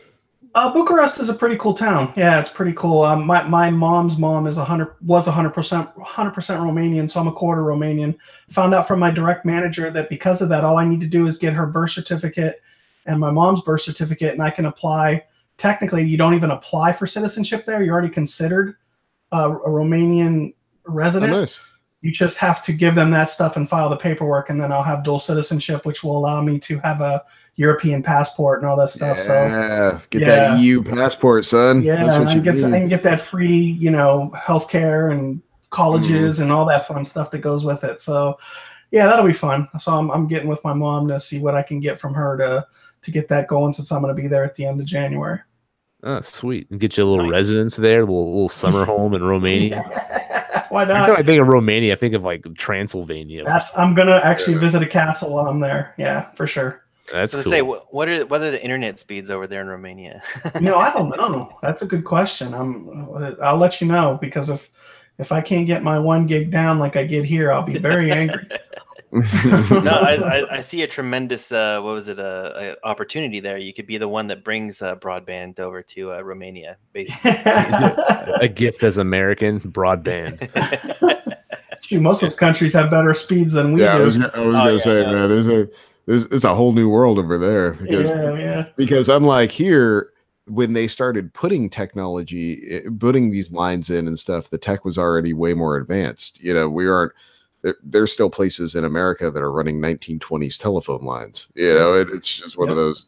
Because it's so expansive, it's kind of hard to keep up, like in smaller countries. So, but looking forward to that. It should be fun. Cool. You gonna dip down to Bulgaria or like any of that? Well, I didn't even realize Romania is like right next door to Ukraine. I don't plan on going there, but like looking on the map, I was like, holy crap. No, so that's what's cool about Europe, though. I've been to Asia, but I've never been to Europe. So, it's almost like states in the U.S. You could just drive around in different countries. So, I don't. What if it's hard to do that? Like, do they stop you? Is there like depends on the country? Someone's just like, fuck it, let them in, and. Well, if you have your passport and you're in good standing, I mean, I don't think it's that difficult. Like but it does. Guy in a booth, like a toll booth. Whatever, go in. When I went from Germany to Switzerland via train, going into Switzerland into Zurich, I don't even remember anyone checking. Like, it was one of those things, like, you just got off the train and you're in Zurich. Okay, great. Wow. And going back to Germany, they straight up like boarded the train with armed guards and like checked everyone's passport. Wow. Like literally seat by seat. And it was one of those like, oh, that's right. This isn't states. These are totally different countries that do things completely differently. It was just one of those like, oh, right. Okay. Never mind. But it was a whole new world when you head back into Germany, man. I mean, I've barely been out of Ohio, let alone the country. So, I'm hoping that will change someday, but I don't have any cool foreign stories. What about you, Shannon? Have you been out of the country before? Canada, like the boring. Canada. You been to Mexico with me? Been to Mexico too. Yeah, I've been so drunk and so sunburned in Mexico. Yeah, North America. So there you go. I don't think I would ever want to go to Mexico. Like, I just don't really. I mean, I guess some of the Mexico's beautiful. Some of the like resort kind of areas, might be kind of cool. But other than that, cruises like in the Ensenada and stuff like that is really fun.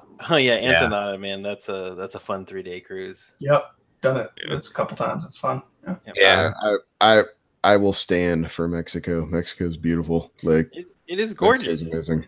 But there's pros and cons to everything. So well, you know what? I wouldn't tell, and I'm not going to tell someone that's visiting the United States for the first time to go to Cleveland or St. Louis either. Like, certain parts. It's like any big city. You go to stay away from certain parts. Mexico's a big fucking country. Like, there's bad pockets, sure, but like, it's like let's to pave that all in one light, I think, is a little naive. Sure. Yeah. Yeah, I don't know. Tokyo's big on my list. Like just Japan in general. I'll never visit a place better than Tokyo. I just know I won't, because I know what Asia means to me and what Japan and mainland Europe for 12 days. And I mean, we just and not only, I mean, how much did that cost you, just out of curiosity? I've seen tickets since then for $450 round trip on round trip. No way. I thought it was like thousands of dollars. No, I got my tickets for $560 through Air China, which is an okay airline. I found some through another one, Air Singapore, it's the one right below Air Singapore. Air Singapore is the best, but they were $450 and change round trip with no stop. It's crazy what you can do there now. Now, once you get there, obviously, I spent about, over the 2-week period, I think I spent about $7,000, including everything, but we stayed. Not too bad. No, we were there for 2 weeks and we ate. We went to you want to go to at least one or two good places. You can go to like normal sushi places, conveyor belt sushi places that are infinitely better than anything here, but it's a lot cheaper. So if you're frugal, I'm frugal. I like to spend money, but I like to be frugal up until the time to spend money. So I still like to find good deals. So we didn't spend that much. If you shop right and do what you need to, and I think our hotel rooms ended up being about $120 a night. It was a 4-star hotel. Yeah, it was nice. So I wouldn't have to do 2 weeks. I'd be happy with 1 week, just to be there. Hell, if I was just there for 24 hours, I'd be thrilled. Well, not when it takes that long to get there. Oh, I know, absolutely. You got to be there for at least a week, just because it takes so long to get there. Yeah, it was like a 12-hour flight or something like that. It's about 14. And you need to, on a trip that far, you need to basically write off 4 days, because it's just the travel back, the travel, and then getting adjusted. Like you will be wrecked for a day. Yeah, I didn't have too much trouble with jet lag there. I made sure to stay awake the first, but when I came home, the jet lag hit me hard. Like a couple days later, it was weird. So because it's because I think it's because you're relaxed. Once you're home, it's like there's nothing. You're back to your thing, so you kind of like. You kind of let your guard down a little, and then it just. So what did you do on the airplane for 14 hours? Watched movies, played games, Switch, whatnot, until it died. Kindles. I downloaded stuff off of Netflix, so I kept. It's with technology the way it is now. You can download stuff onto a Kindle or an iPad or whatever, and I stayed busy the whole time. The ride home was a little rough because we hit turbulence for about 5 hours. So that sucked, especially for Elena, because she was in the middle and we were sitting next to this douchebag. It got to the point where I was like, Elena, just let me sit in the middle. I don't even think he meant to be that way, but he was kind of like bothering her, and he put his arms on both armchairs. And when you're in the middle, you need to let those people have it, because you get the outside one. And it was just between the turbulence and the ride home was a little rough for her.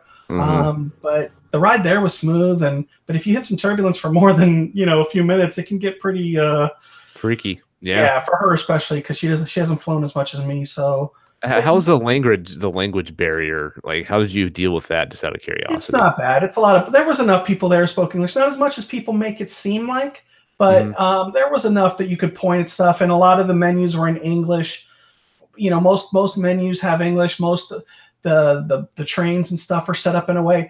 The train was late one time in Japan by 3 minutes, and they went on the news and announced an apology to the whole country. Wow. That's crazy. They run so smooth in everything they do.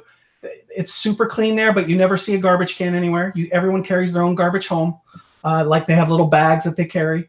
When you're walking up and down stuff, it's like you're in a car lane. Everyone, if you're going to keep walking up the stairs, everyone goes to the right. The people who are just going to stay on the escalator stick to the left. It's just the way it's just run so smoothly. It's just to experience it. And luckily we kind of prepared for it and knew most of the stuff ahead of time, so we weren't surprised too much. But it's just fun to watch. I love people watching, and that was just the best place to people watch. So yeah, highly recommend it. It's cool, man. Hopefully one day. That's kind of like number one on my bucket list. And not just Japan. Like, I'd love to go to China. I'd love to go to South Korea. South Korea for me, yeah. Definitely not North Korea, but I mean, yeah, a lot of Asian countries is what fascinates me the most. So a lot of people want to go to Australia or Rome or something like that. No, man. Australia, everything tries to kill you over there. New Zealand, I'll do. New Zealand for sure. Yeah, New Zealand. It would be cool to take that Lord of the Rings tour where they take you to all the places that the film was shot. Yeah. That would be pretty neat. But yeah, I ain't trying to go to Australia. I ain't trying to die. Geek. I am. Yeah, I know. All right, guys. Well, we'll end it here since we're running pretty late. But just as a reminder, don't forget to follow us on Twitter at @ThatPixelLife. You guys get show updates there. We're always retweeting what we're talking about and everything as well, so you can find us all hanging out there.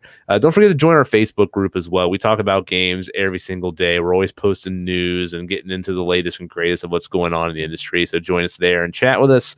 And also, if you have an iTunes account, if you're listening to this on an Apple device, if you don't mind dropping us an iTunes review, it helps us out a lot. I would really appreciate it. Other than that, anyone have any final words to say before we get out of here? No. Get you some Strange Brigade. Yes. Second that. Get Game Pass. Yeah. Yes. So, definitely. Yeah, sweet. All right, guys. Thanks again for listening this week. We'll see you next week. Have an awesome weekend and see you next time. Bye. Bye.